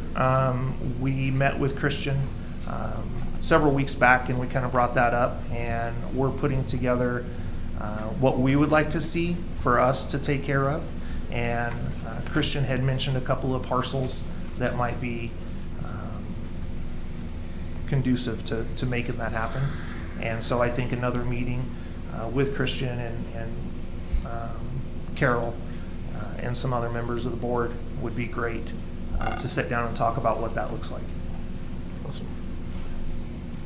Thank you. Thank you. Thank you, Anybody Trinity. else? Trinity. Yeah, Rotary is a great organization. I had some questions on the dates. So I got the October 4th, 8 to 12 for the market at Swallows Charter. When is the pumpkin giveaway? October 18th 18th, thank at you. 10 a.m. That Swallows as well. And then the Cattail Christmas. That is beginning of, I'm sorry, I think it's like November 29th or December 5th or something like that. I believe it's Okay. the day after. It's the Saturday after. It's the Saturday. Yeah, Saturday after Thanksgiving. It's like the day after Parade of Lights, Pueblo West Parade of Lights, right, Carol? Correct, yes. Okay, thank you. How long have you guys been in Pueblo West? Or when did you start here? Oh gosh, I think our charter was 1987, Okay, 1991, something like that. It's been a while. thanks. Do you have a website? Or We do, yeah. You can actually look at, if you just Google Rotary Pueblo West, our members show up and what we're doing. It'll take you to Rotary International and talk about our international efforts in order to bring clean water and eradicate polio throughout the world. We did a great job when we were in the early 1900s to eradicate polio. That was one of our main missions as Rotary Club, and but we're still working on that throughout the world to completely do away with that disease. And these events will be posted on that for Pueblo West? They are, Awesome. yes, sir. Yep. Thank you. I was just going to mention that I believe Rotary's been pretty instrumental in a lot of things that we have in Pueblo West. I think they helped with the, or did the Frisbee golf, didn't they, Carol? Yes. And some things at Cattail Crossings. So I think, Yes, we work together on that. yeah, they've been pretty instrumental in a lot of things that we have out here. So we appreciate all you guys do for us. Well, we love to be part of more, so. Great. Yeah. Thanks, Trinity. Okay, thank Thank you, you. everyone. Have a blessed night. Appreciate it. Thank you for coming. Next, action items. Resolution approving a maintenance and parking agreement in common with parcel A, track 375, which is with River of Grace Church, correct? Correct. Thank you. Sean Winters, or the Department of Sean Winters. Thank you. You're gonna Thank keep you, going. Director Vickers. Feed the fire. Members of the board. Tonight, we have before you an action item. It's a resolution and a maintenance agreement between the district and River of Grace Baptist Church. This maintenance agreement will establish a cost-sharing agreement in regards to maintenance of that parking lot. Right now, this is a short-term agreement meant to address the shortage of parking at 63 Spalding. Later on, we would anticipate a longer-term agreement with River of Grace at the point in time when new administration building at 79 Spalding gets constructed, and if any other users of that parking lot come into play. So I would be happy to answer any questions that you might have at this time. You said short term, what, is there an expiration on this? No, there's not, well, there is an expiration at the end of every year with a automatic renewal. Appropriation. Every year, unless there is another agreement that has been approved by both parties. That brings to mind, Carl, you might be able to answer this. I learned something at the SDA conference, and they talked about appropriations, and that in every contract and agreement, there needs to be a statement that says that appropriations can't go on to the next year. So, just see that, Yeah, if that is- that's correct or not, or. I don't know that there's a statutory requirement. It is certainly preferred good practice. Okay. And just to share, it usually does appear in our contracts. Well, they said in any agreement, so. And agreements Yeah. that would otherwise, funding Yeah, agreements, funding ones that would agreement. require funding, yes, typical language. Section 3.1 addresses availability of funds and appropriations by both parties. Okay. So we did include that Good. in there. The agreement has been reviewed by district staff, Pueblo West General Counsel, and by the church. Thank you. I know that there was some disagreement on parking spaces currently versus what's there already and what may not be there, and apparently nobody's been able to find those answers, and that's the only concern that I've heard about this contract. I know he said he's willing to sign it as is, but I would like to really still try to figure out what the discrepancy is, because on his plans, they're showing the appropriate, and then apparently what you got was not what he has. So that's where we're trying, he's just trying to get an answer to that. Other than that, he's already said he's willing to sign it, so I'm gonna honor his thing, but his wishes, but that's the only thing I'd like to get more information about. So Pastor Medved did come in along with Mitch Brown, and we did go over the plans that they both had and we have, and I outlined where it stated the required parking spaces for the parking lot area. And we did verify that also with Pueblo County Planning and Development. And we also mentioned that if there's any members of the church, the elders, or the building committee that is interested in having a further conversation about that we're certainly open to have that conversation. I've not heard back from anybody in regards to that, but that opportunity is always open. That's all I was gonna, again, he said he's ready to sign it, but he's just concerned about future ramifications possibly because he's, for lack of better terms, got PTSD from his previous experience with what had transpired and taken place. He literally paid for that parking place to be put in, which is, I think, egregious, but, or the church did, not he himself. The church paid $128,000 for that parking lot to be placed, and they stuck it to the church. So I think that's bad practice, but going forward, I think we need to correct some of that stuff and make sure we're doing it right. And that goes for anybody that does business with the Pueblo West District. Thank you. Anybody else? Entertain a motion? Just a second. I had it up. What'd you do, Greg? There you go.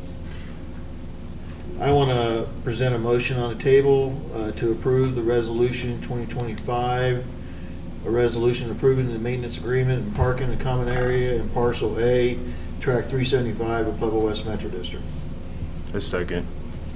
Okay, I have motion second to approve the parking agreement in common in parcel A, track 375. All those in favor? Aye. Opposed? Motion carried. Thank you. Thanks, Sean. Okay, next, we have award of the IFB 2025 Civic Center Dog Park. Good evening, President Vickers, members of the board. Carol Cosby, Director of Parks and Recreation. Tonight before you is award of IFB 2025-CT-2502 Civic Center Dog Park. In the 2025 budget, the Parks Department has included funding to construct the new dog park at Civic Center Park by the skateboard park. It was designed to be separated into a small dog park and a large dog park. Bree, could you throw up the next slide just a minute, just to show a picture of it? One more. Great, right there. The facility will contain picnic areas or tables, covers, benches, and then obstacles for each dog. If you're looking at that picture right there to the left where the big dog bone is, it is the large dog park. It is separated by a gate, and then where the small bones are, that's the small dog park. So that's what it looks like. The total budget allocated for this park was $200,000. Of this, $23,480 has been used for design, which leaves us with $176,520.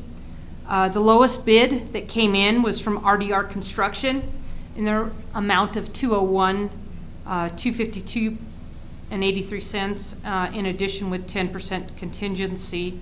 So there was approximately $20,125, bringing the total project cost to $221,378. This is coming out of our Conservation Trust Fund. We know we're there's a little shortfall. However, speaking with finance, we have plenty to finish this park for the total amount, and then a budget amendment will be done later by our finance director. We recommend to the board that we approve the award and the resolution this evening for Civic Center Park to RDR Construction, and I'll take any questions at this time. Do we currently know where that shortfall is going to be coming from? How we're going to fulfill that shortfall? It's coming out of our Conservation Trust Fund. It's it has all lottery dollars, so it's just in one lump sum. It's not coming out of any other projects. No capital funds, general funds, or anything? No, okay. Sir. Thank you. Anybody else?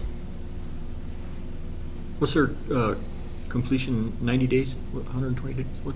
I believe this yeah, let's go 90. I'm thinking it's 60. Oh, okay. So All right. it'll be done by the end of this year, as long as weather permits.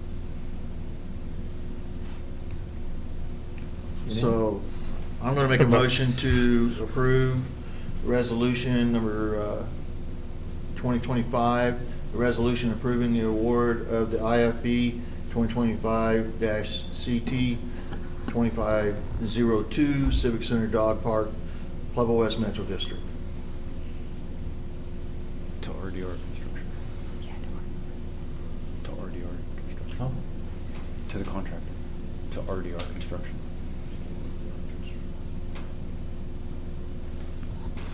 To move forward with the construction? Oh, you're talking about, okay. I have missed that somewhere. I think we know. The 2502 has the What was contractor what name was in the it. It's contractor? RDR Construction. RDR Construction. Sorry. Thank you.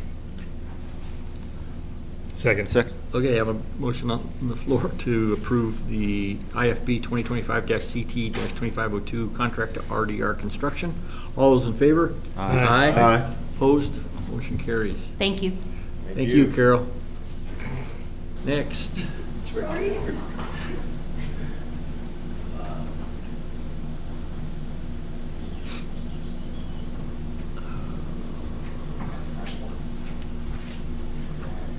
Proposal to conduct a trial for Board of Directors meetings, October to December, by Mr. Christian Hine. Thank you very much. Good evening, Board of Directors. Christian J. Hine, District Manager. I know we've discussed this a little bit at length, and we discussed a lot during the work session in which I got to draw on a whiteboard for the first time in front of the camera. So I will try and be brief. After a lot of conversation and a public survey with some feedback, we are looking to ask the board to consider trialing a model for a new board schedule over the course of the next 3 months. That model is, if you can go to the presentation for, displayed upon the board. It is actually pretty non-invasive or major changes for how this would work. We would essentially be doing one meeting, one work session, and one meeting a month based on the current schedule, which means that the second Monday of every month, we would be doing our regular meeting, and the Friday preceding that is when we would do our work session. Those are the same dates and times. All this effectively would do is eliminate the second work session and second meeting of each month. This timing is actually pretty good, because normally during our October, November, December, we would have normally 6 meetings during a 3-month period. However, the district never does a second meeting in December. It often cancels its second meeting in November unless there is something needed. And so effectively, this may only really be canceling 1 meeting in this period of time to otherwise trial something that would allow us to get some feedback on, is this a model that works for this board and for the district as a whole? Feedback and discussion has generally been looking just to see different models, looking at different local governments, different areas that might have some different models that may be effective, at least to try out and figure out, will it do some things that we have, I think, agreed upon that we would like. One is have an efficient, streamlined process for the board to be able to get information, evaluate it, then discuss it amongst themselves in a public session, a grace period before a decision is made, trending into an actual decision or action meeting after a time for both the board to continue reflecting after discussion and the public to be able to review material before that action is taken. In this model, essentially, to describe, excuse me, is that we would be aiming to get the packet that first Monday ahead of the board meeting to the board, send it to them, publish on that Wednesday to the public, having the work session at the normal time as we've experienced it on that Friday, and then have a actual action item meeting on Monday for any items that are ready for action after that work session.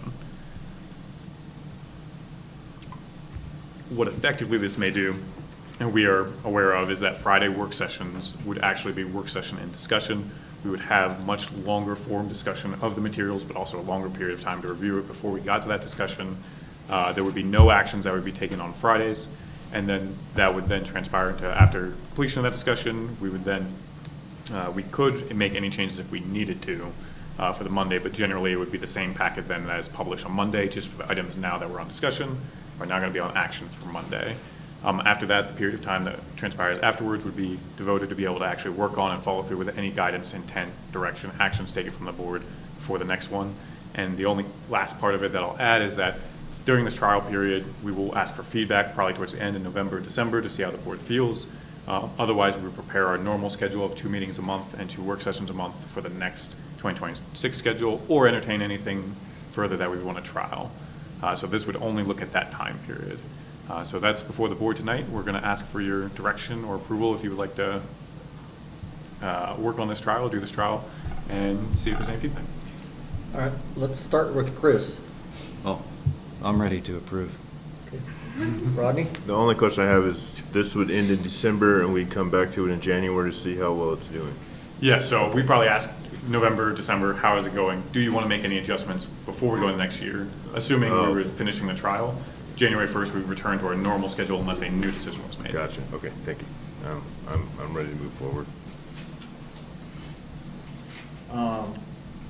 So in January, we're gonna go back to the current model. Unless And another. then we're gonna try option 1 or 2. This is, which one is this, 3? We'll just call this. As we discussed on Friday? Yes, this was 3. We're just going to call it the proposal. This is just what we're trying for October to December. Right. If no other decision is made, we would return to our normal schedule January 2026 going forward, unless we have another trial option or we'd like to continue this trial option. I don't know, I pretty much like the way it's going right now, to be honest with you. There's been other comments like that in the public on the open forum of the Metro District website. I looked at the survey and I mean, just like preferred meeting model, which model do you prefer for the board of directors, session and meetings? Model 1, the extended session, currently in use, which is the one we're doing tonight. 49%, the rest fell below that.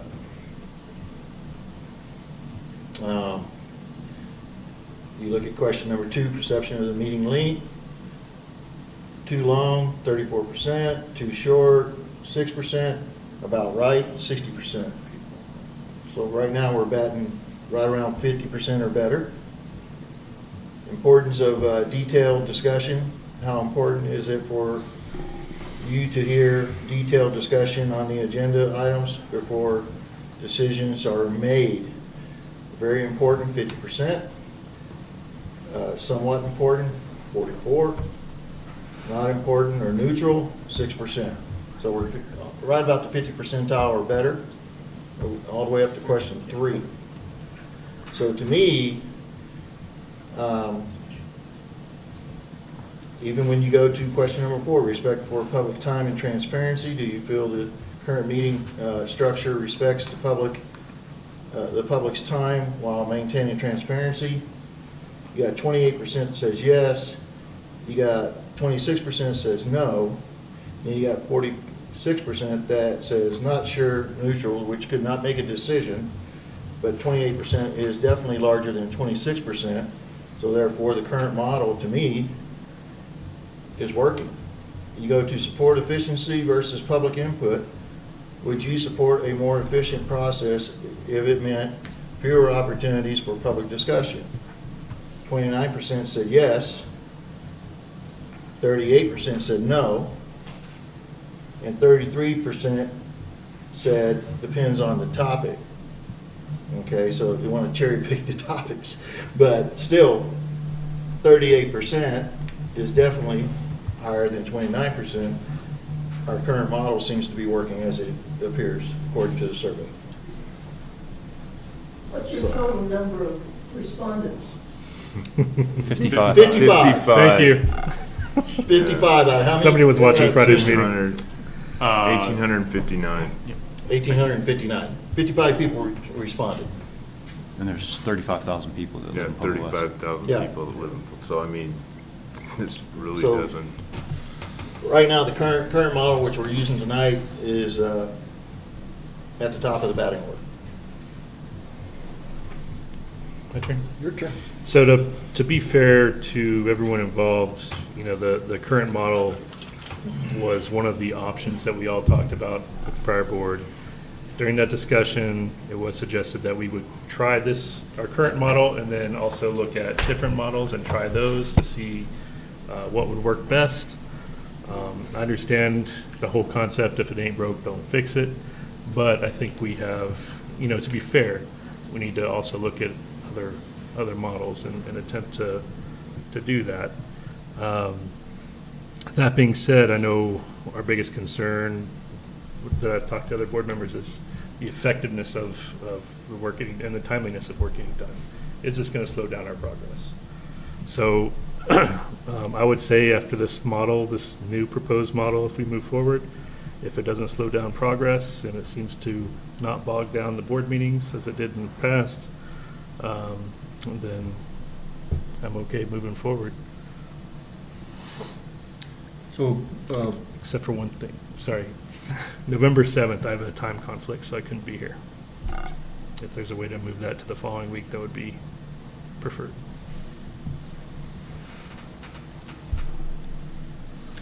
On that, if it is chosen that way, we would probably come back to the board just to see, since that was a regularly scheduled meeting, just to adjust it, but we can do that.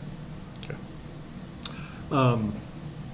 I'll say that I prefer the way it's going now, but I am willing, since we will miss 2 meetings already. December, we cancel one, November, generally, we cancel the one. I'd be willing to experiment with it, but I'm concerned about getting work done and in a timely fashion, too. And agreed, 55 out of 1,859 is not, you know, at some point, we got to quit sending out these surveys. I mean, it's nice to send them out, but we don't get much response, and that's unfortunate. So with that being said, with the 2 meetings that we will be missing, I'd be willing to experiment with what we have, but just I am in favor of what we're doing now, the 2 work sessions and the two board meetings. Also playing into other schedules that the board members have. You know, we have personal lives, we have family events, we have vacations. When we cut down to 1 meeting and you miss that meeting, you know, that's a lot, in my opinion, for a board member to give up. So that's where I'm at. Yeah, that narrows the opportunity of being present or not, so. Yeah. I'm on the fence either way. Survey 55 people. I could go either way with it, so. For a trial, like. Correct. So I'm going to make a motion to go forward with the trial schedule as published in tonight's meeting.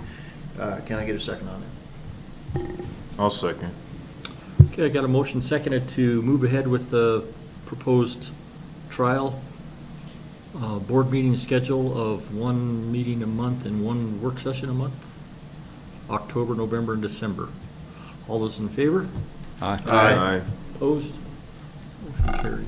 Thank you very much. I apologize. One other thing that I wanted to bring the board's attention to is that the survey that has been part of your packet was just sent in the board packet. There are some comments there that describe things as far as feedback to the board. Our typical practice whenever we do a survey is to make it public, but I did want the board's feedback on if there was any opposition towards making this public just before we did so. Okay. I don't have any opposition to it. Publish I it. really didn't have any opposition to the schedule with the exception of what we both pointed out. And then the other thing is that I wanted to explain the survey to the public. So gave them the numbers, and I told them what my opinion was of that. But I'm still willing to move forward and give it a test run. So it's a win-win situation tonight, I think. Yeah, I appreciate both the approval of the proposal and the direction, or no other direction than to publish that survey. So thank you very much, board. Thank you. Next, we're moving on to discussion. No, I think we got it. Nope. Oh. The big dog. Oh, the big dog. The big dog, yeah. Okay, number 4, decision whether to accelerate the construction of the indoor pool ahead of securing the fire department funding permanency. And I'll present on this, if that's okay to start. What's that? I'll start if that's okay. That sounds good. So, good evening again, board. Christian J. Hine, district manager. So this came from a request at the work session after a discussion transpired, and to be fair, a discussion that's been transpiring regarding our strategic plan, the indoor pool, and securing the fire department funding permanency. I know we talked at great length at the work session. I have had time to be able to develop a staff report that's part of the public packet to share some of the information and codify it with each of the board members. I didn't have time to get this as part of the published packet, but there is just a visual tool to help show what some of that discussion is and what those effects are. Happy to make that public after this meeting or during this meeting as well. It was just a time thing, not a reason to otherwise deny making that public. So I'll just summarize. The board and staff have developed and the board had approved a 2025 year strategic plan that had identified 14 key priorities in order of fiscal responsibility, community focus, and inclusivity. These priorities identified key desired end states for the district to achieve within or by the end of the 5-year period. The board identified prioritization to guide future decisions for the district in the event there are limited resources. The current board has now discussed moving forward on the aquatic center indoor pool, which is priority number 13, ahead of the fire department funding permanency, which is priority number 2, or otherwise completing the former before solving the latter in a manner that may increase risk to the district's future sustainability. Since the 2025 5-year strategic plan identifies both in that order of priority based on the former board's approval, specifically states that the aquatic center indoor pool's funding mechanism is quote unquote based on the administration building and where we're moving on that, as well as the 6A fire sales tax, end quote. And there is no specific time frame required or instructed as far as completion of the aquatic center indoor pool other than within the 5-year plan's time frame. Then the board, if they desire to see it accelerated, we're requesting they formally move and approve a specific direction to instruct staff on how to proceed. And there is plenty of context as far as the background of this. And what I do want to just share as far as the analysis and where the concern has come from. The general fund right now is in a very sustainable environment. It has about 1.2 to 1.5 million revenue above expense, which has allowed us to start support. Even before that, the decisions that have been made to this date based on fiscal sustainability studies, based on key initiatives, have allowed the district to become more sustainable. But that 2020 fire sales tax, the 6A fire sales tax, was part of that initiative, and it was approved based on a 10-year sunset timeframe to achieve a couple of things. One is the construction of fire station number 2. The other part was staffing fire station number 2 with a crew of about almost 15 people. with it and seeing it as a sunset, but there are ongoing costs. There has been, regardless of any other projects or anything else going on in the district, a concern that if that is to sunset, there's going to be an impact on the general fund to sustain that operation going forward afterwards. The general rough figure of it is about $3 million per year that's just happening on the fire sales tax side to fund the personnel and operating, no capital, of the 6A ballot initiative. Seeing that happen on the district side is going to be a huge impact. Even with that 1.2 to 1.5 million revenue above expense, there would be major cuts. And part of what that old strategic, or this current strategic plan has been doing is identifying different projects and understanding that resources may be limited for the district. So there should be priorities assigned so that way you know, as a board, as a staff, as the whole team, that we understand what we're going to do or how to approach things, so that way we don't complicate something that has a higher priority for something with a lower priority and miss the mark on something that we recognize we ought to be doing to make sure there is that fiscal sustainability, community focus, and inclusivity. The challenge of projects sometimes, there is a capital cost. For instance, the dog park you saw tonight has a capital cost associated with it. And then there's an ongoing cost that comes with certain projects. Some projects, like the administration building, could be completed and there will be an ongoing cost, but it might be something that's more fiscally responsible than an ongoing lease. And so projects like that, or projects that have very minimal ongoing costs, can sometimes be something that, okay, yes, that can move forward or it can happen without risk of a unsustainable environment for the district's general fund balance. The aquatic center is something, or the indoor pool is something that we have had feedback, done analysis on, and gotten even professional opinions on what the expense versus revenue estimates are. And that's where that feedback of about $400,000 to $500,000 per year is expected to be a new operating burden on the district's general fund if it moves forward. So the concern when it comes to this is that if we move forward with something that extends or increases the deficit, right now on this little one slider that you got in front of you, the top right shows what those impacts would be over time. I apologize, I won't be on the screen for this one. That first star that you see on that paper is the impact of the indoor pool at about $480,000 per year.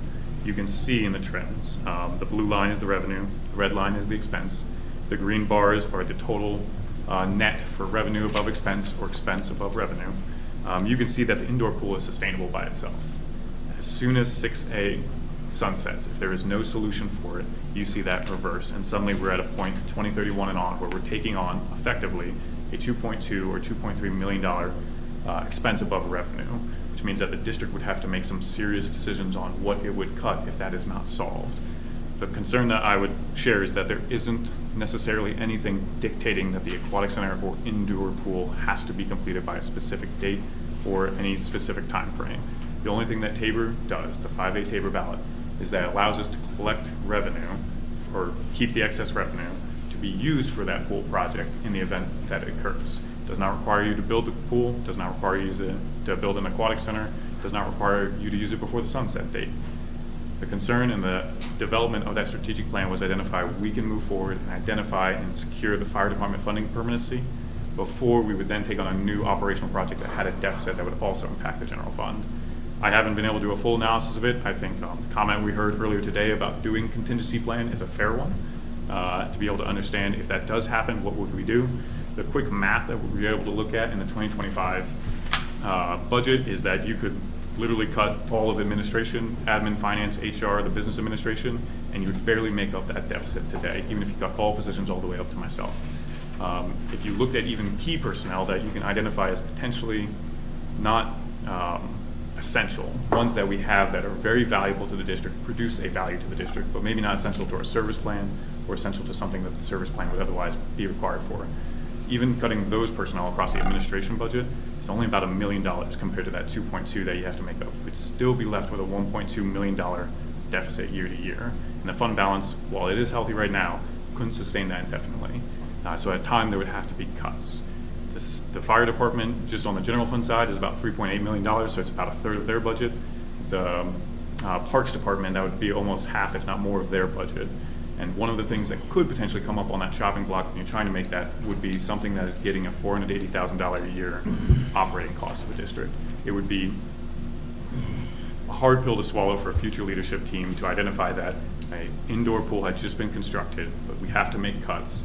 And all of a sudden, that might be on the chopping block that you'd have to sell the indoor pool to be able to reduce that and make up some of that and still have a ways to go before you right at that balance. The only thing that, as far as this discussion, looking for as far as board and why the recommendation as such, is the current strategic plan identifies it and has a plan to solve it. It has a plan to be able to secure the fire department funding permanency and see the indoor pool achieved. All it's asking is that we don't take that risk before we need to take that risk, so that way the future district board, future district staff aren't left with a problem that they have to solve that was preventable. So that is that's the short version of it. There is a lot of context and discussion that has transpired for it. The recommendation is not to move forward with accelerating it, but I leave it up. It is the board's decision on how they would like to proceed. And so I turn it over for any questions. I'd like to go first. All right. Hang on. Yeah. Sorry, and I apologize. I wasn't here on Friday. This was discussed a lot on Friday. So would you mind if I went? I mean, hours were spent talking about this on Friday. Appreciate it. Go ahead, I just don't want to lose my train of thought. So I've spoken about this quite often.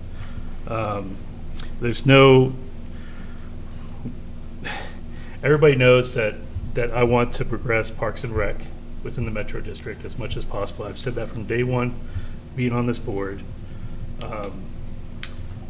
I want to see the aquatic center or indoor pool being built. I want to see more parks being built throughout Pueblo West, probably more so than anyone traditionally on the board as of late. That being said, I will vote no on this because building the aquatic center before we have any idea or firm commitment that 6A will be permanently funded is a bad business decision. And I wrote a bunch of notes after Friday's meeting. I didn't bring them with me because most of them were pretty awful. But I understand that people want to be heroes and they want to make this happen, but doing so is just not. It's not sound business. There's a lot of things that could happen if 6A is not permanently funded. And yes, we can all sit back and I agree with you. More than likely, the sales tax will pass, but it's not guaranteed. And to be a failed government, such as a government that has $37 trillion in debt, to make decisions that would put us in a situation similar to our national debt issue is just it's not smart. And I can't believe that we are pushing for it. It's upsetting. So I will vote no on this. I hope that you guys will understand. But that's where I'm at. I would just like to make one comment before you start. I don't think it was necessary to say that anybody here wants to be a hero. That's fine. By doing this. I apologize. Also, whether or not you think it's a bad business decision is your opinion. There are people on this board that have started businesses and have taken risks and have seen things go and be successful. So I appreciate your opinion, but I don't think you could disparage the rest of the board by saying they don't have any idea what they're doing or that they want to be heroes. Go ahead, Mr. Roberts. Okay, first of all, the strategic plan of 2025 is not the strategic plan of this board. There are two board members here from the previous board. I don't recall how they voted on the strategic plan, but we have a situation with our current outdoor pool, which requires us to escalate the Tabor tax funds and what extra funds that we have in order to provide this community a swim pool, of which has been spec'd out and planned to be an indoor pool available 7 days a week, okay, to the public. And people move to certain places because of location, and amenities. So we have a reservoir less than 10, 15 minutes, depending on where you live here in Pueblo West. And then we have we did have the swim pool, and then you have the golf course. Okay, so I find it simply amazing that the Tabor 5A ballot issue sunsets in December of 2026, and now all of a sudden, after months of discussion, we're pushing a 6A ballot issue for a permanent fire district sales tax. Now, what I don't see is that in the strategic plan, there's a civic center, admin building, and currently I think we have approximately $3.5 million left over from the purchase of that. And we have $2.14 million still in the fire department's budget, of which I think 1,000 or even 1 million or 1.4 million was rolled over from the previous year. But none of those budgets are contingent upon a 6A ballot issue for a permanent tax being passed. Okay? The other thing is, we haven't lost a fire station, we just built a new one. We have 3 stations. Okay, we got 2 new pump trucks coming, 2 new trucks coming, one's a pump truck. And the only thing is, those are already been paid for with pre-allocated funds when they're delivered. But those trucks don't come with the fittings and the hoses that's going to allow those to operate successfully if needed. Okay, so if we're going to tie the purse strings of one project over another, well, then we should be doing that with all of them. But no one's talking about it. So the caveat to this is, we already passed that we were going to allocate $6.2 million. Is that correct? That's correct. To an indoor aquatic center. And then separately, as a line item, $3.8 million to Parks and Rec, contingent upon 6A permanent sales tax passing. At no time has anyone cut the legs out from underneath pushing a 6A ballot issue. Nobody. But at the same time, no one has brought up the Civic Center admin building and the extra money that's there. So maybe we should put a motion on the table to hold those funds aside until 6A permanent tax passes also. Or maybe we should consider letting the 5A stand alone this year and let 6A permanent sales tax, which they have 2 additional ballot years, which is 2028 and 2030, to be successful. I think both can pass at the same time. But at the same time, no one's cutting the legs out from underneath the ballot issue. What I see and what I feel is pushback on the aquatic center, even with the absence of an operating outdoor pool. Okay? So, without being heroes, what we're doing is trying to make the community whole based upon the ballot issue which they passed 9 years ago. Now, I don't care if it's $5, $20, $1,000, or $20,000. Somewhere along the line, if we had any extra money over those 9 years, we could have actually put it towards an aquatic center and increase that amount that we have on hand right now. But I didn't see that happen. Okay? So we're at an unusual point at this time where we do have the money, where we can allocate it. And we're trying to bring it in under $6.2 million. And I want to see this community be made whole with a swim pool, indoor, operates 7 days a week. That'll give the community some financial relief because now they don't have to be obligated to the YMCA, okay? And our community is about retirees, family, and our children, and the legacy that we're going to leave behind for them in Pueblo West. So with that being said, I want to pass the $6.2 million allocated for the aquatic center and escalate and fast track the process of selecting the site, getting the plans together, and building an indoor aquatic center. Thank you. Mr. Potter? I had the same thing written down here as the community pool. That made the biggest difference for me because everybody, again, I go back to where I used to be on the pool.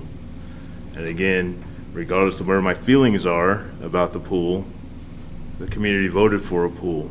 Now, I know there's some language up there. You can get into the details all you want, but leasing a pool, fixing the pool, doing all these other things to the pool probably wouldn't be the best interest of spending how we spend the money that the Tabor taxes afforded us. Wouldn't be in the best interest to lease it from the YMCA or lease the outdoor pool from Pueblo City. We have the funds to build a pool. Again, regardless of if it was one vote or 200 votes, whatever it was, difference, it was voted that money gets allocated. We're looking into crystal balls. We don't know what 6A is going to bring us, of course, but I don't believe the community is going to falter. And I'm just going to say this. I think the community is going to be okay with that 6A ballot initiative, the 1% sales tax increase. But this is something that was voted prior to me getting here and sitting in this seat. And because of what happened with the outdoor pool, I believe it's in our best interest to provide the community with and move forward with getting the pool built. Regardless of what I feel about it, I think it's the right way to go. I think with what he presented with funds, Director Roberts, I think we're going to be okay, and I think we can find rational ways to mitigate those circumstances should they come or should they present themselves. None of us are here trying to be heroes, because if it was up to me, I wouldn't have a pool. I said that at the beginning when I was trying to be elected. And again, I apologize to my constituents who elected me on that basis, but I have more knowledge now than what I did before. And so that's where I am on the pool. I appreciate Brian's forthrightness in telling us where he stands on it, but I have to change my mind and look in a different direction at this moment where we're at, unfortunately. Things that happened prior to where we were or are. So I'm for moving this forward. And I also said how we can, I've also brought up a way we can mitigate those costs, extending the Tabor. But I don't think that's going to happen if the community doesn't see a pool being built or something happening with the pool and that Tabor tax being used for what it was asked to be used for moving forward. And we can put that on the ballot, and that's approximately, because if you take what we had been accumulated for the last 9 years, it's approximately, what, 500,000+, give or take, a year to help facilitate that, the facility. And I think the community, if we present it to them right and fairly and show them why we would like to extend it, I think the community would be okay with that, with the amenities that would go with it, that we can present later. And that's where I stand. And just remember this, the 6A fire sales tax has the fire department funded through 2030. Doesn't sunset till 2030. Okay, 4 years is a long time away. But we're here today, we got the funds available, and I think we should put this pool in place in lieu of the outdoor pool, create a legacy for our children and our community, and move forward. Mr. Pasternak. All right. Fun topic. So did anyone else reply to your 2 emailed questions that you sent? No. Okay. So when I look at this graph that you sent us, it looks to me like we're screwed either way if 6A doesn't pass. Is that correct? That would probably be accurate. One comes with an additional 400,000 or 400 to 500,000. So screwed harder if we have the pool and it doesn't pass. Accurate. I kind of thought when we voted last meeting that we were moving forward, so I guess a question I have is, where did this come up that that we weren't intending on accelerating the construction, I guess? So there's always been Or was it some- just, you just wanted clarity or something? So what was voted on last time was that the funds were going to be identified for this project. I believe the alternative design was selected.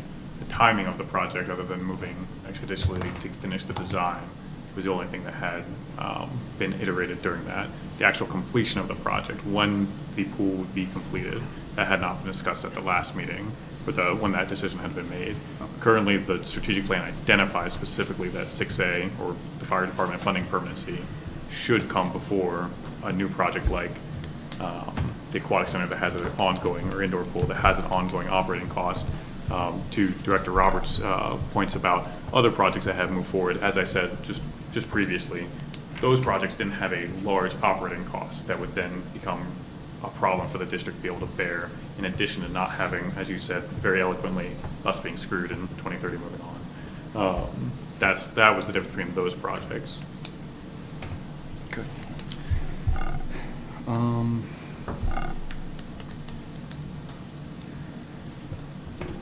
So again, like Rodney, I was completely against the pool because my main thing was I did not want to use more money than we brought in from the 5A Tabor to construct the pool. Just to clarify, you did approve that at the last meeting, because 6.2 is not the Tabor amount.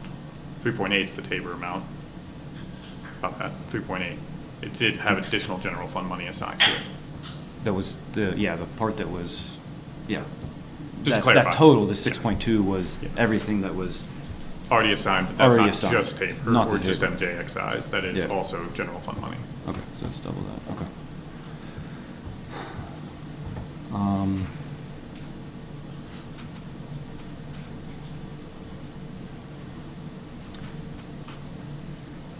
I like to move swiftly in general. I, in general, don't like the pace of government. I understand the concern. However, I'm not fearful. I mean, to me, we're screwed either way. It's got to pass. People voted for the pool. I think that I love Rodney's, Director Potter's idea of the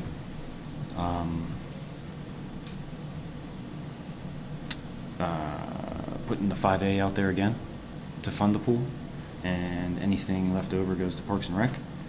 Because I agree with Brian. Heavily in favor of Parks and Rec. To Greg's point of that's why people want to move here, and that's what makes it a great community to live in.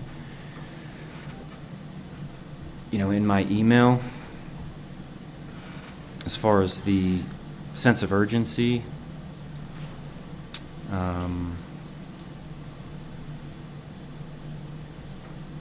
I just think that I think we're failing people if we don't do something in a very real sense. I mean, I've been to not many meetings, but in the 6 months I've been here, it just seems like, it feels like there's a ton of talking and not a lot of stuff getting done. And so I think that in that 10-year period to not have ground broken it's more than embarrassing. It just feels terrible to say that we've been collecting this money for 10 years and we haven't even started anything physically. I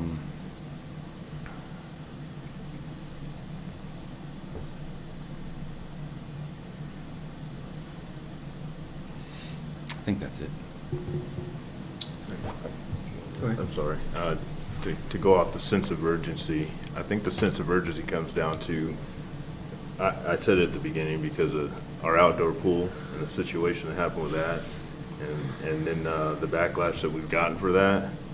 I think that's where my sense of urgency has started, because we had an amenity that the community had pretty much paid for, but was not being appropriately taken care of. Those are some things we need to look forward to in the future too, if we have a future pool, to ensure that that thing gets taken care of properly for the future generations. But my sense of urgency came from when the current pool was no longer available to the community to use. So now what do we do? And I think the best avenue is to show good faith that we are going to move forward with the pool and get them something that they can use. And That's if it wasn't a real possibility that we could do this, say we had no money, then obviously this isn't even a discussion. Do you mind if I ask you a question based on that? Sure. You said that it was embarrassing in the last 10 years we hadn't done anything about that, collecting the money, but we didn't have the money to do it, so does that qualify as far as not being able to do anything? The public perception is that we're not doing anything, and I would want to correct that in a sense and do something, which is, in this case, get the shovels in the ground. So would you agree that the reality is that we didn't have the money in that 10 years, but the perception might have been that we weren't moving forward with it? I just want to clarify. Say it again? Would you agree that the perception is in 10 years that we weren't doing anything, but the reality is we didn't have the money to do anything during that 10 years? And so it's acceptable to say without the money we wouldn't have been able to do anything? Yeah, we were doing design and stuff, but...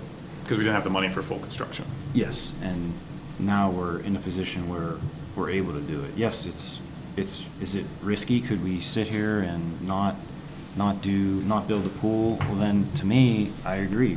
We should just sit here like this and not do anything. We should not build anything if we're sitting here waiting on 6A. If it's that big a deal, well then why are we building anything other than just maintaining bare bones minimum? To that point, offered that the only thing we have been constructing have low operational costs, because the point of the fund balance, whether it's fire, whether it's general fund, any of those, that'll go away. You'll eat that. That'll go. Eventually you will run out of your fund balance. Just because we have the money now doesn't mean we'll solve the problem indefinitely. But using that money for projects that don't come with an ongoing operational cost is different than one that comes with a $500,000 a year operational cost. That's the difference, just to clarify. I understand that, but it was voted, and it's been 10 years, and it just feels like we gotta do something. I mean, I don't want to sit idly by, and yeah, I mean, life's full of risk. I mean, you know. No, I appreciate it. I don't think it's criminally stupid. Is it risky? Sure, but I could walk outside and get run over. I mean, life is full of risks. It's not. I don't think it's so far out of line that it's like, no, we shouldn't do it. That's where I'm at with it. So I want to put a motion forward that we escalate. Can I talk? Oh, I'm sorry, Bill. Thank you. I understand the fear. I understand not knowing what the future holds and the potential of things going south. But you know, if we were, the fear of 6A not passing should have been the #1 priority when it passed initially. This is sometimes going to sunset. We should do all we can to save as much as we can and be as frugal as we can with the fire department in case. Well, I don't think it was even thought of renewing at the time it was passed. In reality, that thought hadn't gone out there. But as the money was being spent and as things, staff was added, it became a reality. And then it was proposed that, hey, we look at extending it, putting it to the voters to extend it. And I think that's where it falls. We are elected to make decisions for the district. The Tabor funds for the pool was passed. We accumulated $3.8 million, and we added a couple million to it. We were approaching $10 million to build the aquatic center as was proposed. And in the effort to try to mitigate costs, I came up with an alternate plan that was feasible, and I think is very feasible, to build an indoor pool, to try to get us to back away from the $10 million cost that we were looking at or more. So that's what I did, and we you know, I got down to a manageable cost that I thought was manageable and can be done for that cost. As far as the operating expenses, I think it would be our job to see that they are not $500,000 a year, that we do the best we can to operate it in the lowest possible cost that we could. And don't forget, we subsidized a golf course for 20 years at $304,000. We don't spend that money, we don't have that money to spend on the golf course anymore, so it was freed up, and I had mentioned this to Christian a while back. I didn't want to lose track of that money by sucking it into the general fund and just having it disappear. So, what's wrong with putting that money towards funding of the aquatic center? So we have options. We have decisions to make. It's really ultimately the taxpayer's decision. Are we just to become a fire district? Are we not going to do anything because we are afraid that we can't operate anything apart from a fire department? If that's the case, then that's what we should be, a fire district. I think we're at the best opportunity right now that we've been in for 25 years. We've been talking, the district has been talking about an aquatic center for 25 years at least. And I think we're at the best crossroad to be able to build something and manage it. And, you know, if the fire sales tax doesn't pass, like Chris said, either way, the public's going to have to make some decisions. Either they want fire service at the level that they've grown accustomed to having it, or not.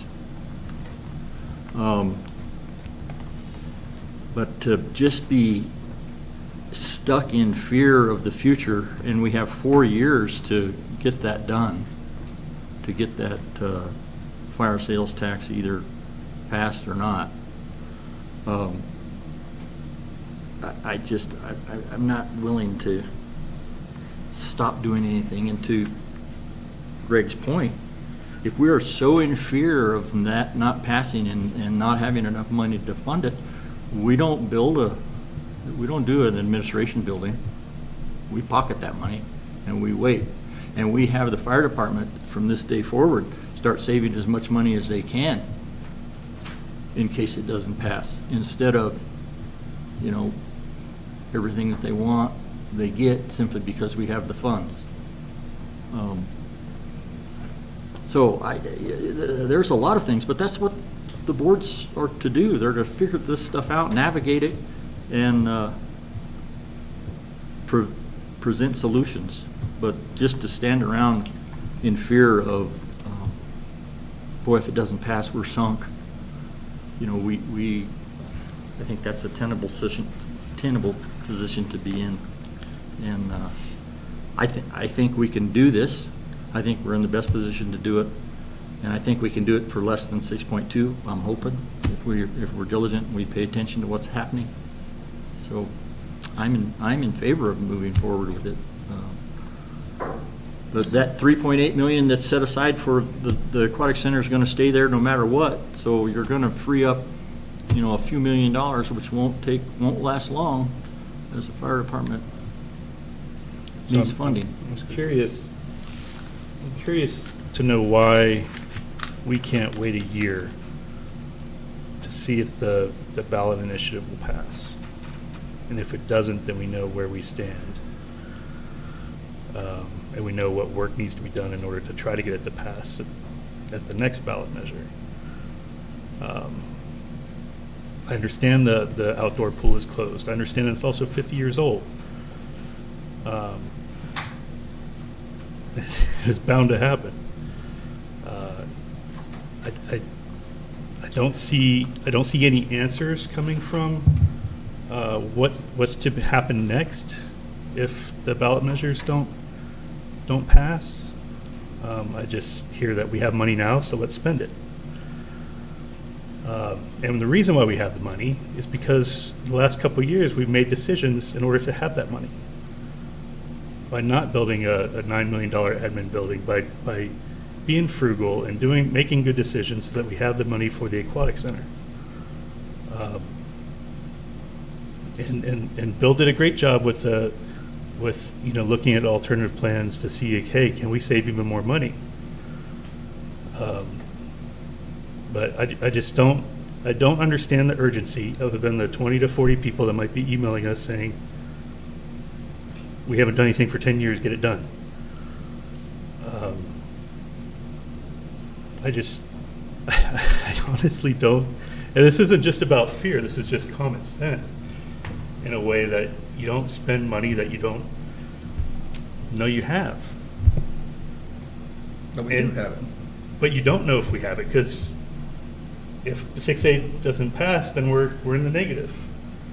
That's not Then 6A. then we're borrowing money to pay debt, which you borrow more money to pay that debt off. And it's just a... But that's not 6A's fault. If we use the golf course funds... No, I'm sorry. So we've talked about this before, Bill. We a lot of times we're making decisions based on past mistakes. Should 6A ever had operational funding built into that fund? Absolutely not, because it sunsets. It occurred. This is the way it is. And so now we have to fix it. 5A Tabor. Never, reserving the Tabor funds to build an aquatic center never would have cut the mustard. It never would have developed enough money over that time period to pay for an aquatic center. So again, bad decision of the past, we're making up for it now. We're constantly correcting mistakes of the past. That doesn't mean you just because it was a mistake and people are saying, hey, where's this money going? Doesn't mean you turn around and say, well, we gotta build it without looking at the consequences. That's all I'm asking you to do, is look at the consequences and or develop solutions to mitigate those consequences. I haven't heard of any solutions. What do you mean? What are you going to do if it doesn't pass?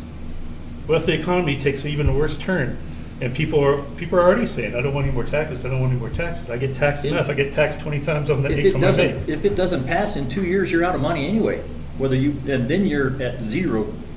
You're at zero.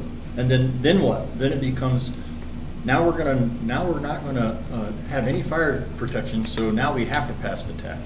Do you mind if I just clarify part of it? That those figures, that red line does include the $304,000 per year saved. That includes the money that we've saved for transitioning the roads. That red line is showing every effort that we've done to get to this point as well. It's not an additional change within that figure of it. Yeah, I'm fine with that. I'm just saying that we subsidize the golf course for 20 years. Right. We can't subsidize a... Yeah, that is a indoor pool. $2.2 million a year debt, which will start eating at the fund balance for those things. But part of that, 25% of that, assuming it is $400,000 to $500,000, not to say that it can't come in and operate more efficiently than that, but we do know pools are not self-sustainable across Colorado. There's going to be that. It's going to probably be one of the largest things within the district operating at a deficit at that point. A future board, a future administration team is going to be evaluating that deficit, coming into those and figure out what are the highest costs that don't otherwise generate any sort of sustainability.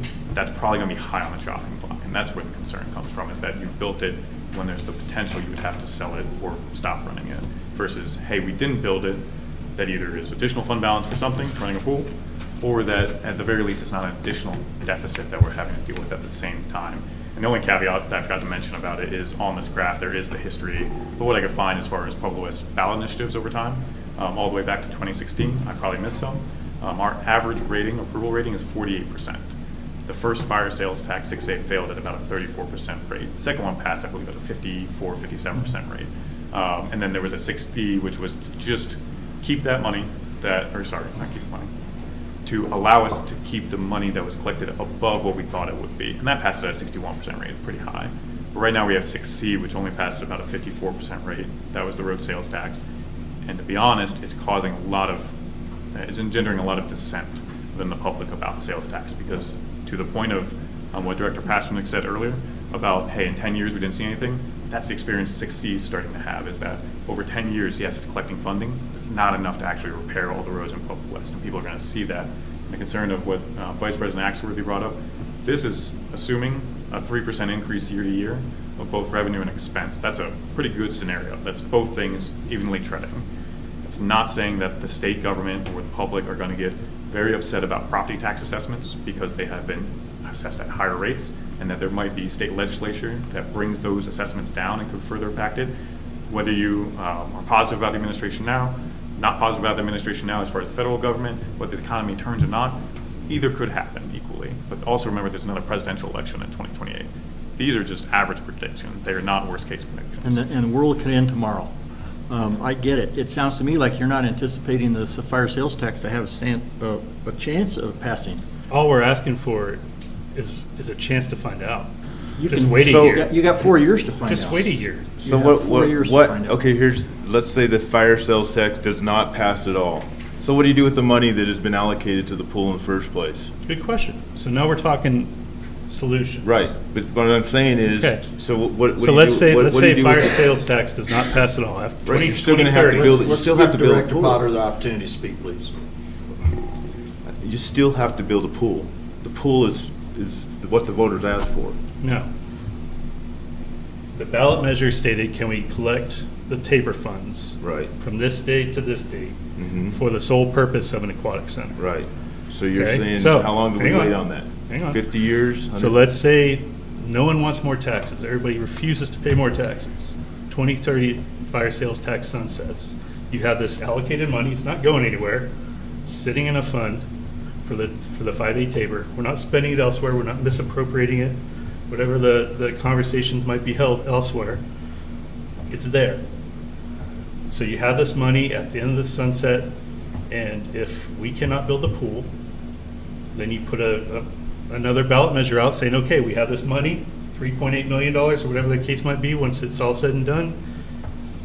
Public, do you want that refund, since we can't build a pool? I've suggested that in the past too. Boy, that Okay. seems like we're going backwards. if you Yeah, ask me. so let's. But you're not providing solutions for the what if. You're not providing anything. You're talking about a legacy.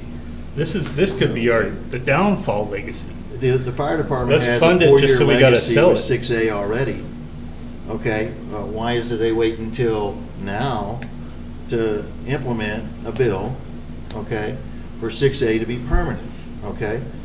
So, knowing all this, they could wait 2 years and file for a permanent sales tax in 2028. And then if it doesn't succeed in 2028, they could do it again Okay. in 2030. I'm not going to change your mind, that's fine. Okay, Let's put it to so, vote. but the decision is that, do we move forward with a motion to escalate the indoor pool beyond the strategic plan? And that's what we're here to do, and I think everybody spoke their piece on it. We just need to put a motion on the table, and I'll make that motion, that we escalate this swim pool. I would be happy to escalate the swimming pool from, what is it, number 19? 13. 13, thank you, to number 4. Well, we're not talking about strategic plan. We're talking about escalating the swim pool. The strategic plan is, I think it's slotted for 2 weeks from last Friday as a discussion, I don't know if we as formally requested in the last work session. We could put it on for the first October meeting for a work session. Yeah, For the so- second time this year. But right now, I put a motion on the table to move forward with the swim pool and escalate its progress.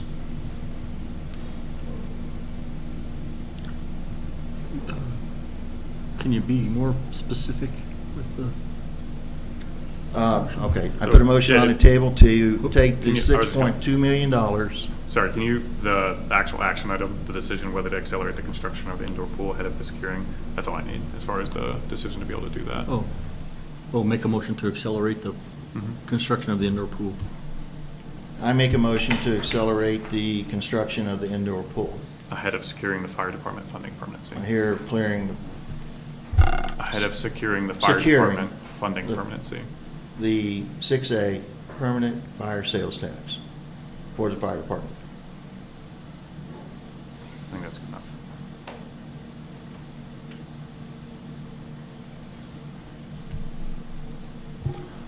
I'll second. I have a motion to accelerate the construction of the indoor pool ahead of securing 6A funding permanency. Do you mind if I request a roll call vote? Yeah, sure. Appreciate it.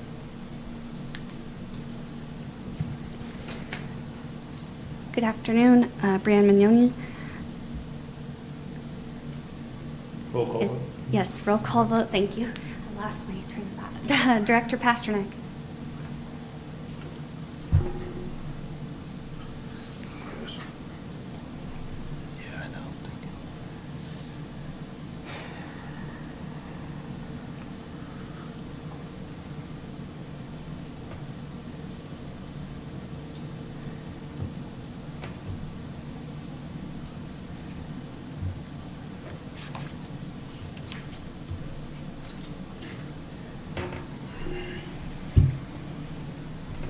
No. Director Potter. Yes. Director Roberts. Yes. Vice President Axworthy. No. And President Vickers. Yes. You have a 3-2 vote, sir. I appreciate the board. The only other part of that I wanted to ask, because it had been brought up by a few, was, and it's in this, if the board approves the acceleration, the recommended next steps would be that staff to accelerate the contingency planning for the worst case scenario, and the staff is going to ask for guidance from the board on whether all or specific remaining or future projects should be postponed until after 6A. Yes. To include 2026 projects such as Civic Center Dog Park, Railroad Tie Fence, roof repair of 63 Spalding, the fire station renovation. Those are what I would ask for as far as guidance from the board. Can you I say think- that a little bit slower? Hang on, Robert. I think that the general fund expenditure should be put on hold. The fire sales tax was passed to run the fire department, so I don't think you're going to change. You got to still pay the firemen. Oh, absolutely. right? Well, I'm talking about capital projects. So, Oh, for okay. instance, 6A's funding Fire Station 1's renovation or expansion. Do we put a pause to that until after 6A? Those are the questions I would be asking. So we're talking about identifying the fire department as having a necessity, like those 2 trucks I mentioned, to be equipped. Those are already, I believe, as far as Well, funded. The trucks, in I order. think we're in the 2025 budget, but the equipment, the retrofitting, I mean, not retrofitting, the fitting of the trucks and its equipment, okay, in order to complement its service, won't be done until after it gets here, and that was per my conversation with Brian Conserta, the fire chief. So are you saying that we shouldn't fit the truck? No, we Okay. need to fit those trucks. Okay. So that's what and it doesn't have to be tonight as far as guidance. Everything else should be a necessity, in lieu of the 6A, contingent upon the 6A. When we The operation of the fire department needs to go as normal, but we just need to kind of freeze things. So when we do the proposed budget in October, there's going to be capital projects. We're not going to adjust right now between now and then because we've already prepared for it. What Right. I'll ask the board is identify the projects you think we should not go forward with, and we will adjust within that budget. We approved the Civic Center Dog Park, for instance, tonight, awarded that. I would assume that is still moving forward for it. Yep. But other ones that have not been approved, that I would ask the board to carefully understand that, hey, if the true rhetoric of the discussion is that we're putting pause on those things, but moving forward with the indoor pool, I'm going to need direction or instruction on which ones to pause. Well, I think you need to come up with a list of what projects those are. I'm not sure we need to postpone the remodel of the fire station. The funding for that is there, right? Now, but if we're Yeah. talking about, just as you said, President Vickers, saving every dollar we can in the Mhm. worst-case scenario, I need to understand which projects you're going to recommend that we don't move forward That's with. why I said come up with a list. Okay. So we have a list of full projects. Would you just like us to recommend which ones we think are non-essential? Just present the list to us. So we presented it at the work session when we did the strategic plan, as you may remember, Director Roberts. Yes, sir. So those were the capital project lists. We're already on the budget process. I don't have that memorized. I know. Question. We're already in the budget process, so we're not going to curtail because we have a due date of October 15th to present the proposed budget to the board. I'm asking the board, does that list help us identify which ones you were thinking don't move forward? You're going to provide that? in the proposed budget as discussed. I appreciate it.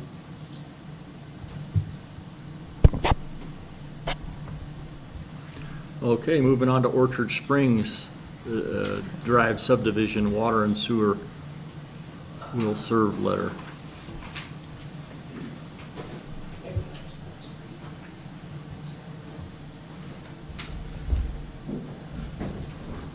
Good evening, members of the board. Jim Blazing, Director of Utilities. Elissa Velasquez, Water Resource Manager.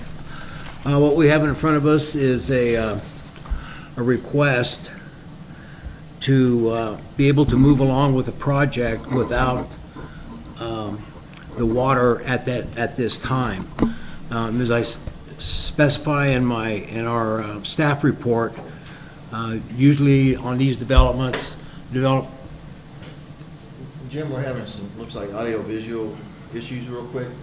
Let's see if we can get those rectified. Or are we still recording it? Are we audible? Yeah. Okay, all right, let's move forward. Thank you. Now I forgot what it was, never mind. We usually require any development to bring approved water rights before we would okay any kind of project, and that's specified in our rules and regs. The developer, who is in the audience, wants us to look for a letter of intent that would say, go ahead, in simple terms, go ahead with the project depending on the water that you may or may not have that's approved. So it kind of simply breaks down to that. Alyssa? The reason this development is required to bring in water is both because it's over 5 acres, just slightly at 5.18 acres, and they are also planning to subdivide into 24 to 26 individual lots to build single-family homes. So that is why they are required to bring the water within our rules and regs, and also the Colorado statute.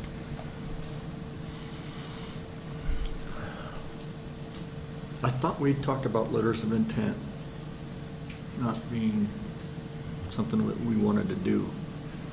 So this would be a letter from the district, a will serve letter is what they're requesting. Yes. So not a letter of intent, Okay. Sorry. but a will Okay. serve letter. Yeah, that's what we discussed. Okay. The developer does own the property already and is not purchasing it from the district. They are just requesting the letter so they can go forward with their permitting process, kind of as they described from the county people that were here earlier. So the normal process, just take us through that real quick. Do we normally put the water before the permit? Yes. Normally the water is provided by the developer. It comes to the board for approval and then is conveyed to the district fully prior to us providing the will serve letter. And they currently don't have a water certificate? Not at this point. They have been aggressively looking for it. I will say that.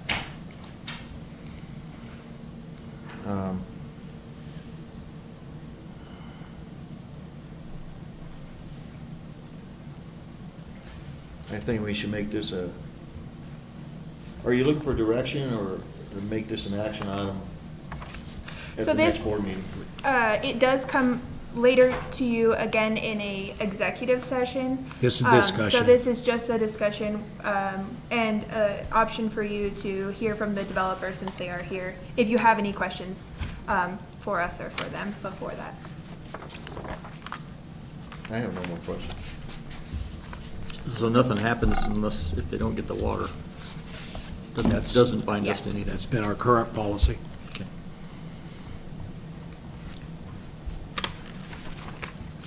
Any other questions? There will be, and this is just discussion, there will be a executive session on this as well. Okay. I saw in a couple different places, one said they were doing single family, the other one said townhomes. Can we ask them Yes. what they're doing? Would you guys like to? I just want to, if I can just backtrack on what Mr. Blading said. What we're looking for is a will serve letter on a contingency.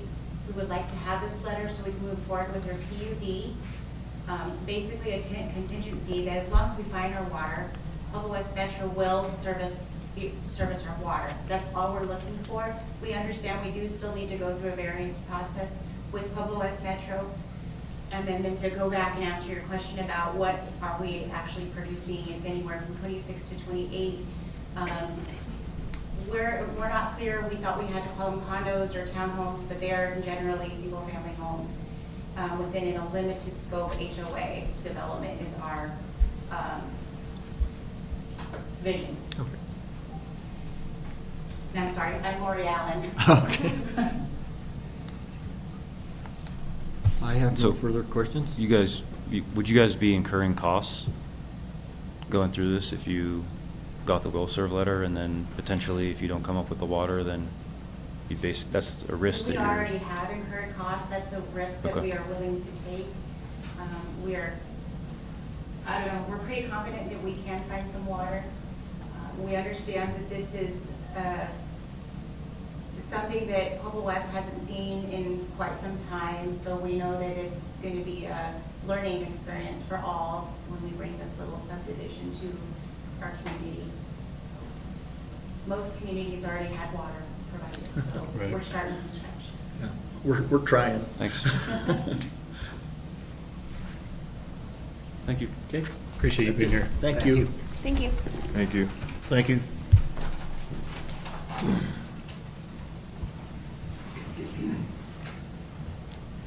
Next is contract for purchase of district land, 86. Oh, that's right, I'm sorry. I have a note here. Okay, so we're gonna, President Vickers, do you mind doing, we didn't do that at the beginning as we would have. Oh, we sometime need past. to Do you mind making a motion? make to it, that's what I was table gonna it? do. I need to make a motion to table 868 East Industrial due to direction given in executive session. Second. A motion to table 868 East Industrial.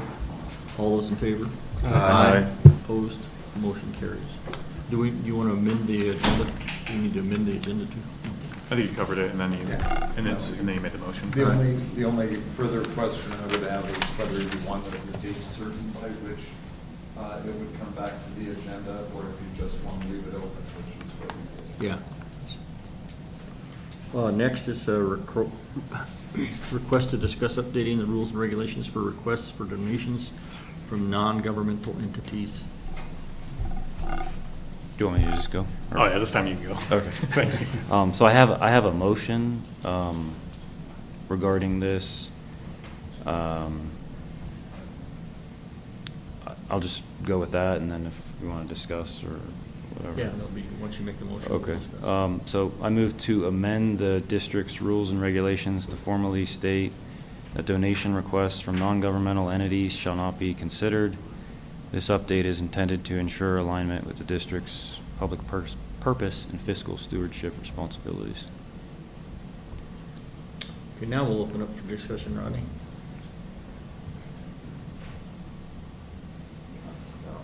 I don't have anything at this moment.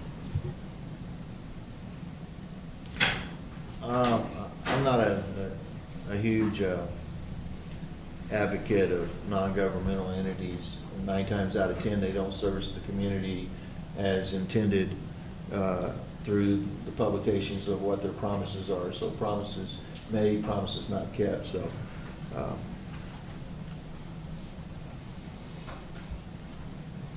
I'm not in favor of any future donations to, because you're asking to change the. I'm asking to change the rules and regulations so that if the district receives requests, district staff receives requests for donations from non-governmental entities, their answer is no. Correct, and I feel the same way. I have something real quick, and I'm on that stand that you can get into some weeds with that kind of things, and I scratch your back, you scratch my back kind of thing. We just want to kind of stay, I believe we should stay away from that kind of stuff. Agreed. Agreed. I would second. All right, we have a motion seconded to say no to non-governmental entities donations Just requests. Yeah, just to clarify, with that motion, there's Yes. obviously. Oh, go ahead. We're going with that. What were you going to say, you wanted to do it together with the other thing? No, that's, Oh. that's okay. We got that one taken care of. The question will be, when will it be effective? As whether immediately or the January 1st, 2026. And then two, the language right now isn't prepared for that. Thought of rules and regulations maybe should have accompanying a resolution to show that it was formally approved. Otherwise, we'd probably do it in consent agenda. But I, in theory, think that we would just prepare that language to make sure whatever is decided, if approved, it would include that. And the board may still formally approve it as part of a resolution, just to show that there's that process for it. The motion's good, just a question of timing and making sure there's a formal resolution to accompany it. The resolution would be to ratify the bylaws, correct?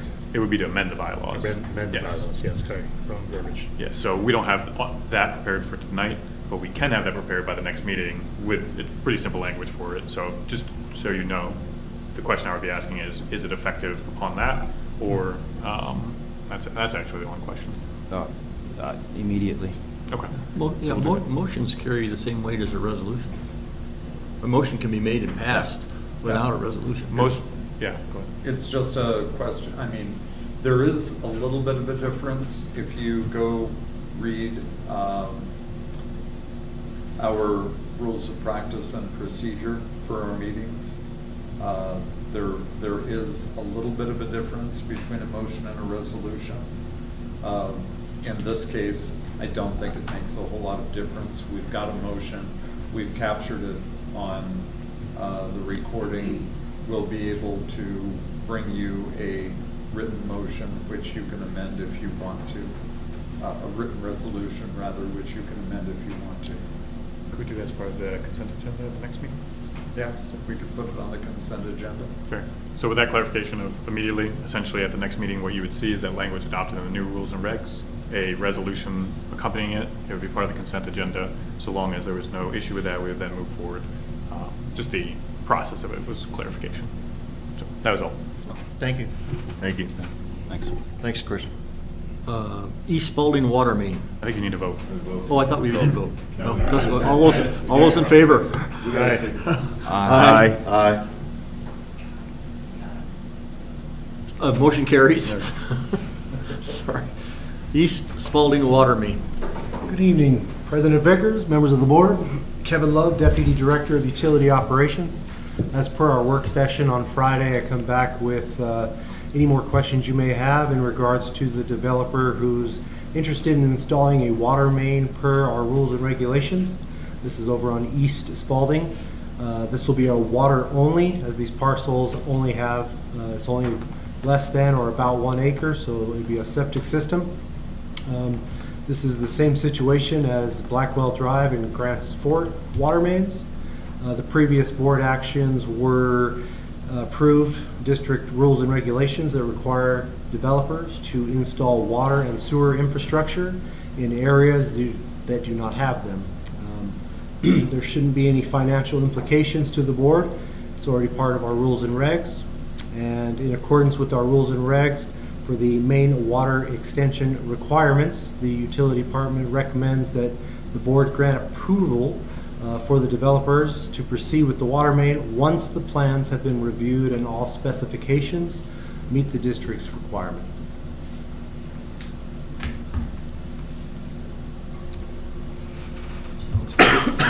Go ahead. If I can ask just a couple of questions. Absolutely. Do you know how many lots this main would serve? This at full current build-out? developer is building it's two different developers, but they're joint.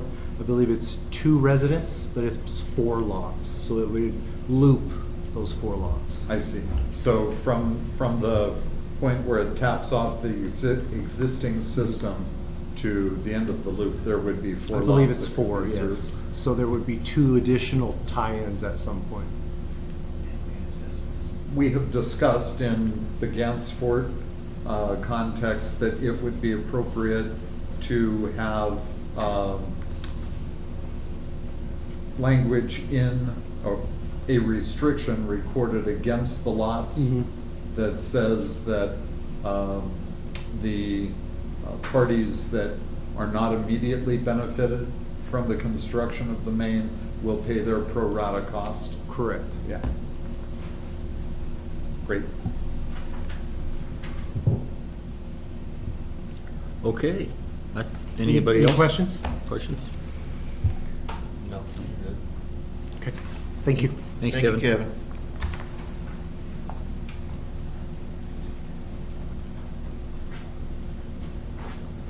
Next is review of security measures for public meetings. Me? After you. All right, I got another motion, if I could do that, so you guys know exactly what Another motion? I'm thinking, and then. Or a motion? Emotion.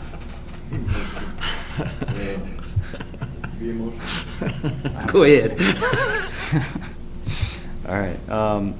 I move to direct the district manager to initiate discussions with Pueblo County Sheriff's Department regarding the potential attendance of one deputy to attend and monitor public meetings, with the understanding that the deputy may leave if called to respond to other duties.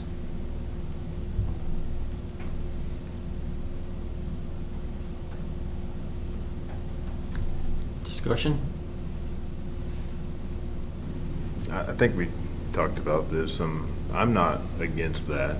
I mean, it's a smart move if it's during his regular hours and he's able to, the officer's able to accommodate us. I'm not against it. You know where I stand. If we didn't have it, it didn't matter to me either. But I'm not against that. I'm the same way. I could go either direction. Innate to our duties as directors of this board, or as we've served in our years to the communities for our federal government, we have some innate possibility of being in danger at any time. You know, we take that same step every time we get into the shower or the tub or get into a car to drive. So we could do it, or we could, or don't do it. It wouldn't matter to me. Sorry, I don't mean to step in again, but I mean, if it's on his duty hours and they're okay with him presenting himself here, then it's not costing us any money. It's just an officer present in the meeting, or wherever he sits outside. I don't know, whatever the officer decides to do. I'm okay with what he's got proposed. All right. I'll second unless you have anything to add. I'm personally not concerned about it, but I'll go along with the rest of the board, and you'll discuss financial implications if there's a charge or along with that. Yes, Absolutely. Okay. What was it? So I have a motion on the floor to direct Christian to review security measures for public meetings. All those in favor? Aye. Aye. Opposed? Motion carries. Discussion related to outdoor pool and the way forward. Or, yeah? It's the outdoor pool.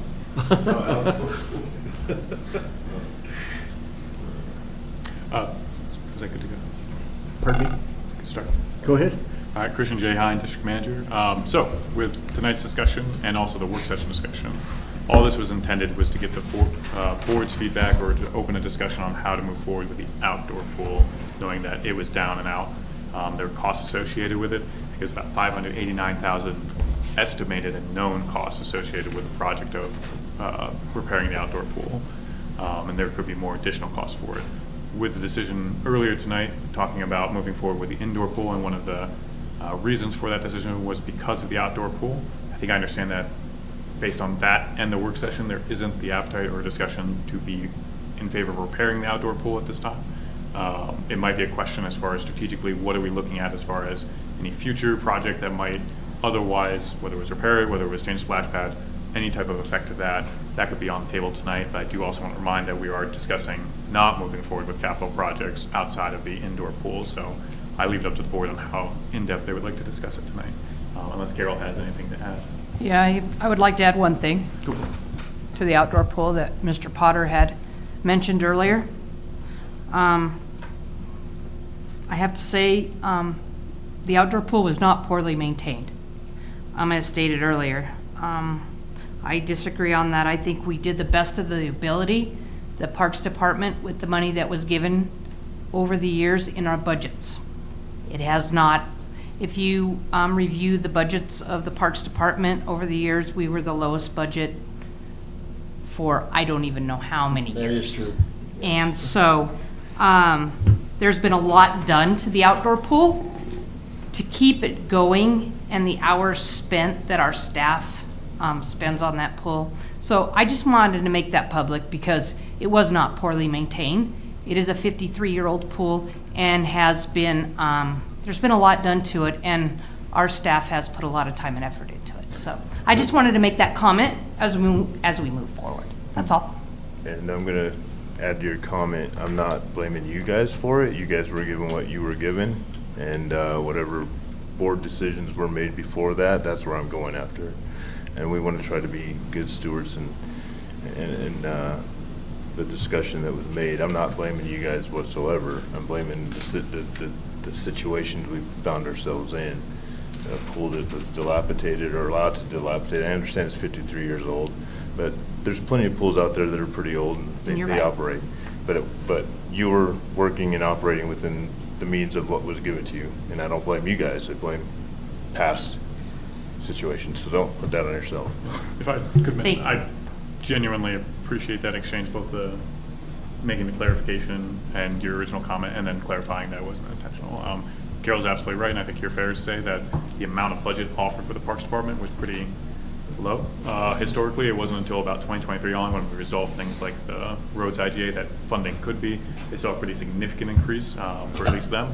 To just bring a little levity, the amount of times Carol has said this is my capital projects, and I said you have more money to request, Carol, and then she looks at me like it's Christmas, has been positive. So I appreciate that, Carol. Thank you. So board, any discussion on this topic or? I'm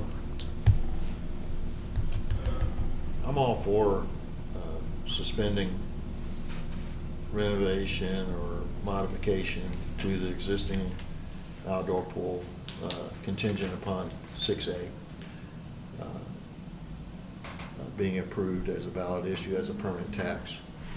Just like any other department or fund that we have within our metro district, we should do the due diligence to try to provide the best for the future, okay? But at the same time, I still feel that we're at a good place for an aquatic center, and the fire department is at a good place, and they have 4 years into the future of funding to include the ability to get a permanent sales tax approved by the voters. So I just thank you for everything that you folks do in the Metro District. I appreciate it. Just like to say that what was mentioned on Friday with the kiddie pool idea was genius. I don't remember who. I know we've. I'm not. I just don't want to see. Believe us, it or not. I don't want to see us defunding Pueblo West Metro. But anyway. Oh, here he is. So I know you and I have talked about a splash park in the past because that would probably be the cheapest option to renovate that area, but the kiddie pool solves a lot of other issues considering. It was a great idea. Yeah. That was brought Yeah, up I on thought Friday. that was I great. did write it down, so, yeah. Yeah, I In the would future- rather dump approximately $600,000 into a project that would be more successful than refitting the pool. So if and when we could ever do that, the kiddie pool would be awesome. Perfect. We will. Any other discussion on that? Public comments? There are no public comments. Okay. Director Vickers. Board member, district manager, closing comments. Can I start? I just want to say, we don't have to, if that pool project becomes too burdensome, too expensive, doesn't make sense. You know, there are plenty of decisions ahead of the board to mitigate things. But I just think it's incumbent that we keep moving forward. And so as time will tell, we will see. But I think it's just important that we continue to move forward as a district. That's it. I have no comments. Thank you.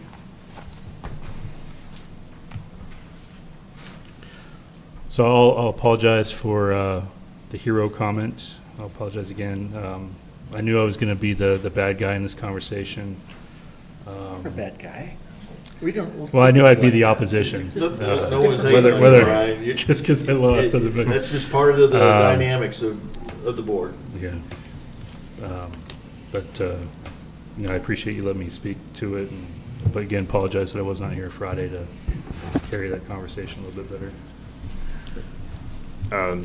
As I said before, I mean, Bill's been on these way more than we have. This is probably one of the more heated topics that we've ever had to discuss. I appreciate Brian's forthrightness. I said it before, you know, and people have their voice, and that's what we're here for. We're going to have disagreements. We've got 4 more years of them, whatever they may be, but we're going to work through them. We're not against each other in any means, by any means. We just have a different view on how things might operate. And again, I don't have any ill will. And I said at the beginning, if we're going to do things, we're going to do things the right way and treat each other as we all have stated. And to go back to that lady's comment, we were all voted in understanding where our faith lies. We were forthright with that when we were voted in. I said, I'm a Christian man. That's where I stand. Everyone here, as far as I can tell or has told me, they're Christian men and women in here as well. But the board was elected knowing full well where we stood in our faith. And that's where I'm going to go with on that situation. I couldn't have said it better than the way he put it earlier. It's one of those things where I'm okay with whoever comes in here. I may not agree with it, but it's the same situation. He didn't agree with how we're going with this, but I don't have any ill will towards him. It's where he stands. Still love him as a brother, so on and so forth. You know, I said at the beginning, not one of us is perfect, except one. And you know, we've all made mistakes. We're all going to make mistakes. However, this isn't a mistake. We're just trying to do the best we can with what we have. And I really appreciate the discussion tonight. I mean, yeah, we're going to have some, but we treat each other with respect and be responsible in the actions that we move forward with. And we take in the actions, you know, and absorb them as we go and learn. Maybe this is not a good decision that we made. We don't know. I don't have a crystal ball, but this is where I stand at this moment. And so I just appreciate everybody's wherewithal. I do want to say one thing. You brought to mind how strong we are in our faith on this board. At the same time, we need to be just as strong in our oath to our community. I've taken the oath of office or position on 3 different occasions. That was the United States Army, the Department of Justice, and this Metro Board. And that's why I salute the flag, is because I remember my oath. And some people may laugh because I saluted the flag. I don't care. I worked behind prison walls for 24 years. I've been called every name in the book. And God had my back every day. Every day.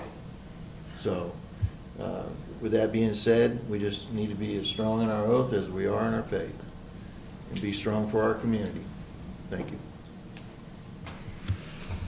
It pulls a coin flip for me, and it's just it's challenging, and the reason that I changed my mind on that is just, I feel like when I can't get 100% behind something, it's still possible in the future, then I got to say no. And no just means not right now in this case. I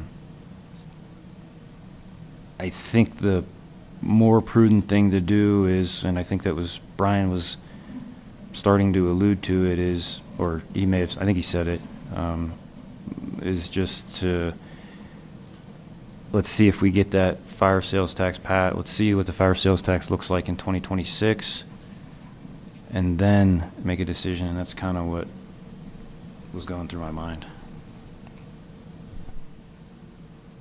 Christian? Appreciate it. Won't be super long-winded on things, or at least I'll try not to. I did want to add just context a little bit for why that decision, as challenging as it was, as much the discussion around it, why it was as important, at least for me personally. For those who don't know, I came in as the Director of Public Works for Pueblo West at the end of 2020, November, December. I was part and inherited the old roads IGA of 2002, and I had been given the singular task, not my own job, I promise, as from that district manager to resolve it, because we recognized there was a big challenge on the district's budget from that aspect of it. And for almost a year we worked on it. There's a whole team behind developing why it was, even before I came on board, the challenges that had been there, the costs and the deficits that we were facing, the reason why Carroll didn't have a big budget.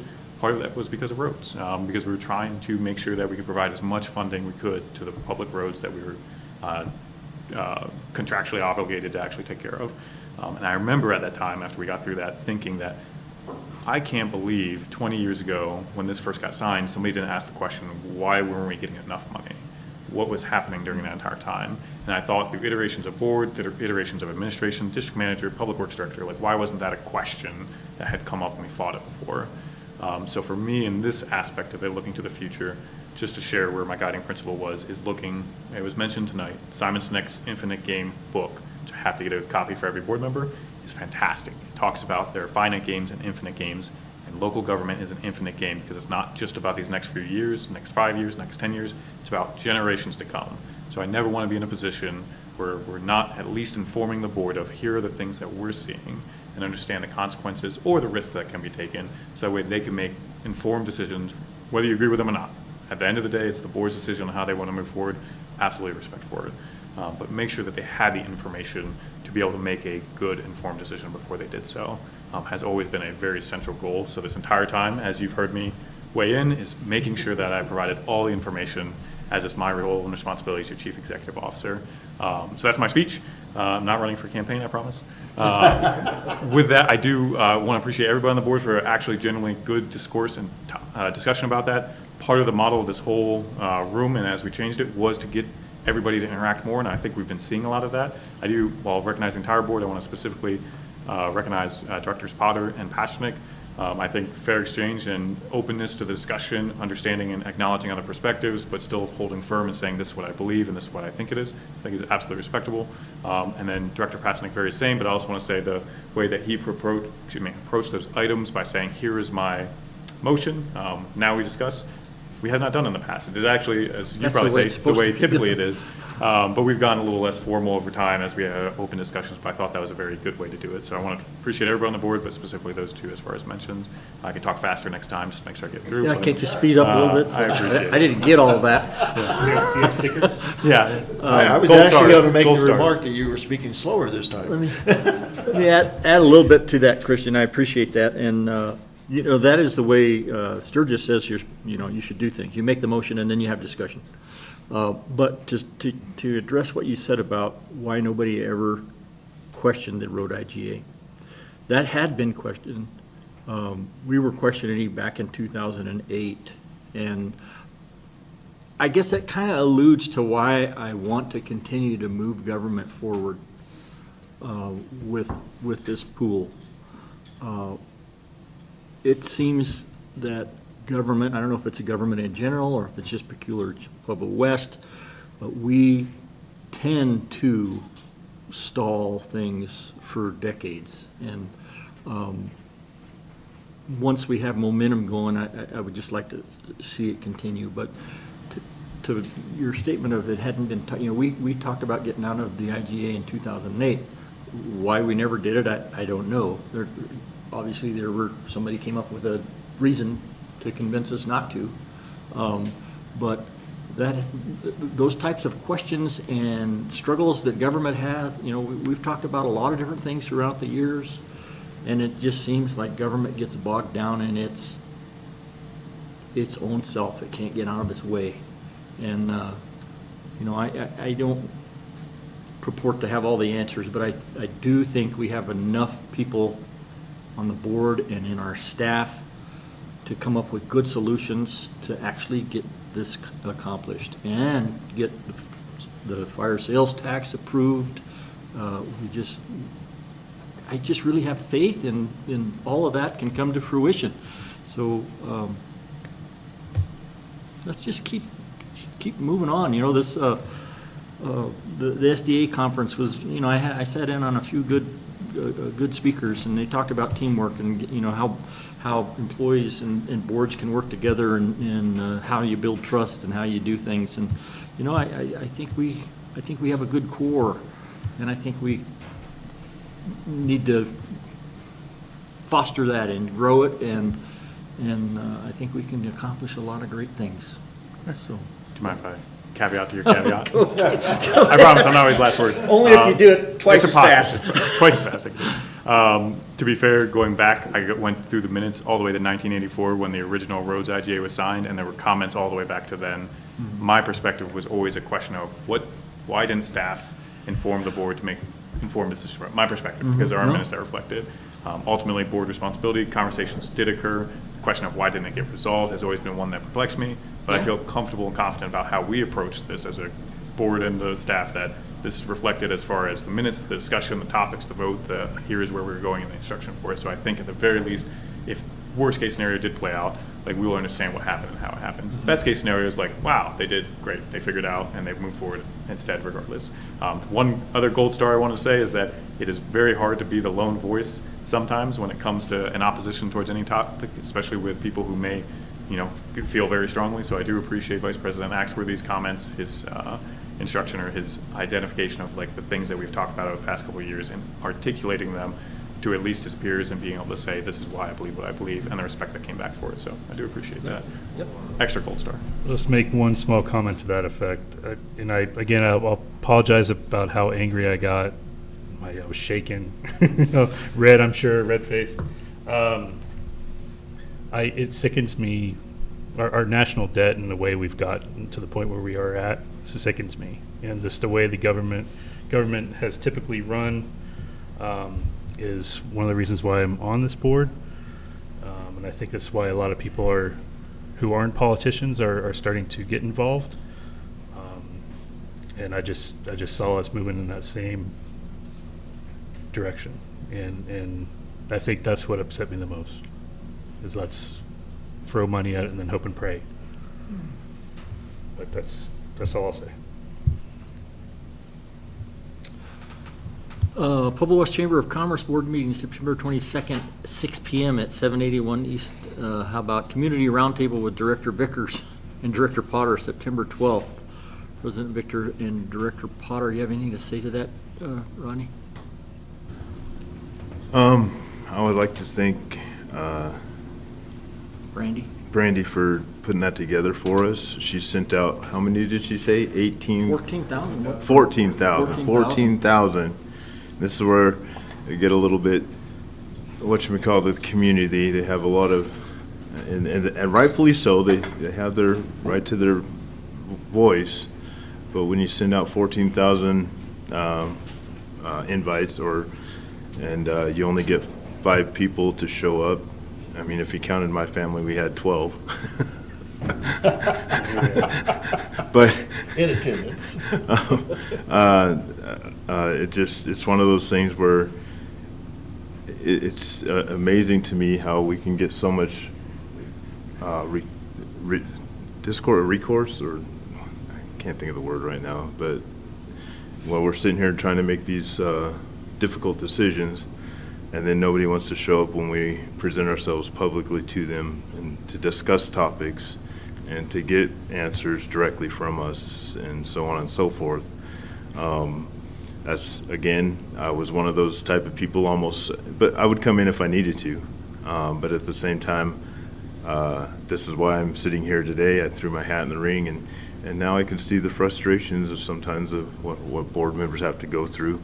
But I would highly encourage people to show up to these open comment sessions and community sessions. I thought it was pretty good. I'm a communications major, but I still don't like talking in front of the public. But I'll do what I have to do to make things move forward, and I think it went very well with the 5 people that we had, and the questions that were asked, and I really appreciate that. And then you have the opportunity to possibly change people's minds and or the director's minds and on where things might go as well if you attend these events. But I thought it was okay. Just hope next time we send out that many invitations, we get a better pool. But thank you. It was good to talk to people. Brandy's going to set up another one, I believe in November or early December. I'd like to be on it. We'll have a lot more to talk about. Okay. Can only have 2, unless it's a public meeting. Oh, you guys are swapping? Yeah. Okay. So that'll happen, and I do appreciate Brandy putting all that together. It's a lot of work. She goes through a lot of trouble to do that, so I appreciate it. Desert Hawk Management Board quarterly meeting would be Mr. Axworthy. For the one that's always on the outside. Actually, I thought the meeting went pretty well. We made some decisions during the meeting as far as how we're going to move forward with the management of the golf course. We're going to continue along the same path in terms of a general manager, I guess. I'm not sure what his position actually is. Manager of the course, who will in turn stock and run the golf pro shop, the food service, the greens. He pretty much manages the entire golf course, correct? With oversight of the board. Yes, so he is the golf course manager. General manager is probably a fair aspect too. Failed me. I didn't have my mic on. Sorry. I'm sorry. Anyway, we made some progress at the Desert Hawk meeting.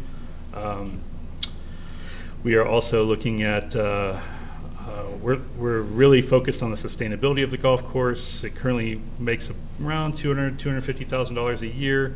We're hoping that that if we fix the water leak issue, it could be more than that every year. That would be net revenue, in which case it could potentially fund its own $5 million loan to replace the entire irrigation system on the golf course. I can't remember the exact figures of how much water we are projected to be leaking in that golf course or wasting in that golf course. If you happen to have, it's not too important. No, I remember when we had the initial numbers. I think we've since reevaluated, so I don't have good numbers now. But we're moving forward with that as well. We're supposed to be getting a schedule of events in terms of RFPs on the irrigation system. And what was the other thing? I'm going to contact that guy that I talked to at the conference about Rainbird? Yeah, Rainbird. Yeah. So yeah, all in all, I think it was one of our better meetings. We actually were able to make some decisions made. So I was there also. It was our first meeting. I think it went very well. I had a lot of questions, of course. At the same time, our next meeting has been escalated to October 15th at 10:30 a.m. at the 215 10th Street location in the, what do they call that room? The BO? The County Commissioner Chambers. Yeah. So, but very enlightening. It was a very positive atmosphere in regards to trying to move forward and get the golf course repairs facilitated. Bill was there on Zoom, and he came up with a resource from the SDA conference with Rainbird, and he might want to elaborate a little bit more on that as far as special funding programs or something. Yeah, it's a program for financing irrigation systems from Rainbird. So I've got to call the woman and see what I can discover about it. That's all I know about that. The conference was this last week, and Katrina Peter and Brianne and Monet. You're getting closer. And myself, and I think there were some other people there, right? Brianne, why don't you give us the highlight of that? Thank you, President Vickers. Brianne Mignoni, District Clerk. We attended the Southern Special Districts Conference this past week up in Keystone. It was beautiful. First of all, it was gorgeous. It did snow, which was a surprise. That was a surprise for all of us. But it was a really great conference. It was my first time attending. There was vendors throughout the entire conference where we could stop by, ask questions. They would range from if they're contractors to financing to banks to fire equipment and things like that. But then the keynote speakers were ones that I felt really helped get the day going and really inspired us to be great leaders and to look for different qualities that are in a leader, how to get people to come together and how you persevere if things get tough. So I did like that the most. I went to breakout sessions that had to do with district managers, board members, things like that. And then also when it comes to a sales tax that was taken, was a ballot measure that was done for another local fire department in the state of Colorado. So Katrina and I went to that one, and that was very enlightening of different items that they had done as far as what could be done, what was done, what are you allowed to do. So I did like those types of items that came through. And then how to become a more efficient, effective leader. I can't talk anymore. But I felt overall it was really great. It was a really great experience. And as a district clerk, I felt like it was impactful and something that was a way for us to network as well. I think I gave out like 20 business cards while I was there. So I felt like it was nice to meet other people and then hopefully engage with others as we continue to go every single year. So thank you. Thank you. Something I'm not seeing any announcements is our next board meeting. So I didn't put that in the announcements because it is online, but I can make sure to do that moving forward. Okay, and I didn't catch it, so are we having that on the 14th? It should. Columbus Day is the 13th? So to answer your first question, yes, our next meeting is October 13th with a work session that'll be October 10th. The district has an approved holiday schedule for which we celebrate or recognize Colorado Day in exchange for Columbus Day. So we're not off on that Columbus Day. Okay, well, I'll be out of town that day. It's a 3-day weekend. We're going to go visit family up in Sterling, so hadn't seen them in a couple of years. Understood. Appreciate that notification.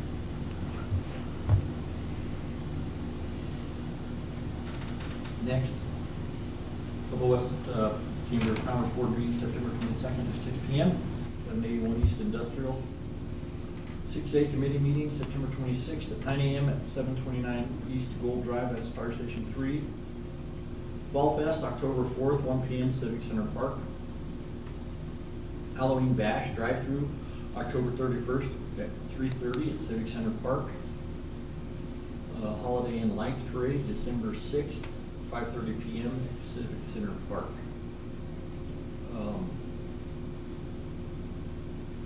We did manage to build Civic Center Park while we had the road IGA. $1.5 million. No, moving on. Don't go there. Let's move on.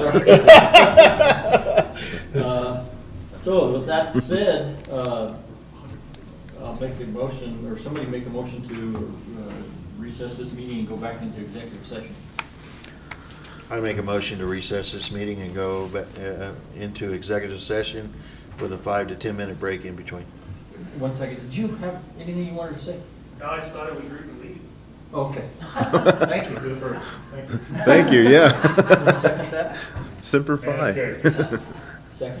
I'll second. I have a motion to recess our regular meeting and enter into an executive session for 24-6-4024A, Colorado Revised Statute concerning the purchase, acquisition, lease, transfer, or sale of any real, personal, or other property interests, and 24-6-4B, conferences with an attorney for the public entity for the purposes of receiving legal advice on specific legal questions. It has to do with the, sorry. It has to do with the contract of purchase of district property 868 East Industrial Avenue. Well, 96. sorry, wrong executive session, my computer. It has to do with purchase and sale agreement of 96 Calle de Camellia. And then also 24-6-4024E, Colorado Revised Statutes determining positions relative to matter that may be subject to negotiations, developing strategy for negotiations, and instructing negotiators. 24-6-4024B, Colorado Revised Statutes, conferences with an attorney for the public entity for the purpose of receiving legal advice on specific legal questions pertaining to Orchard Springs Drive subdivision water and sewer will serve letter, and the presentation of an LOI for multiple parcel within tracks 367 with a 5-minute recess. All those in favor? Aye. Aye. 10 Thank you minutes. for reading that.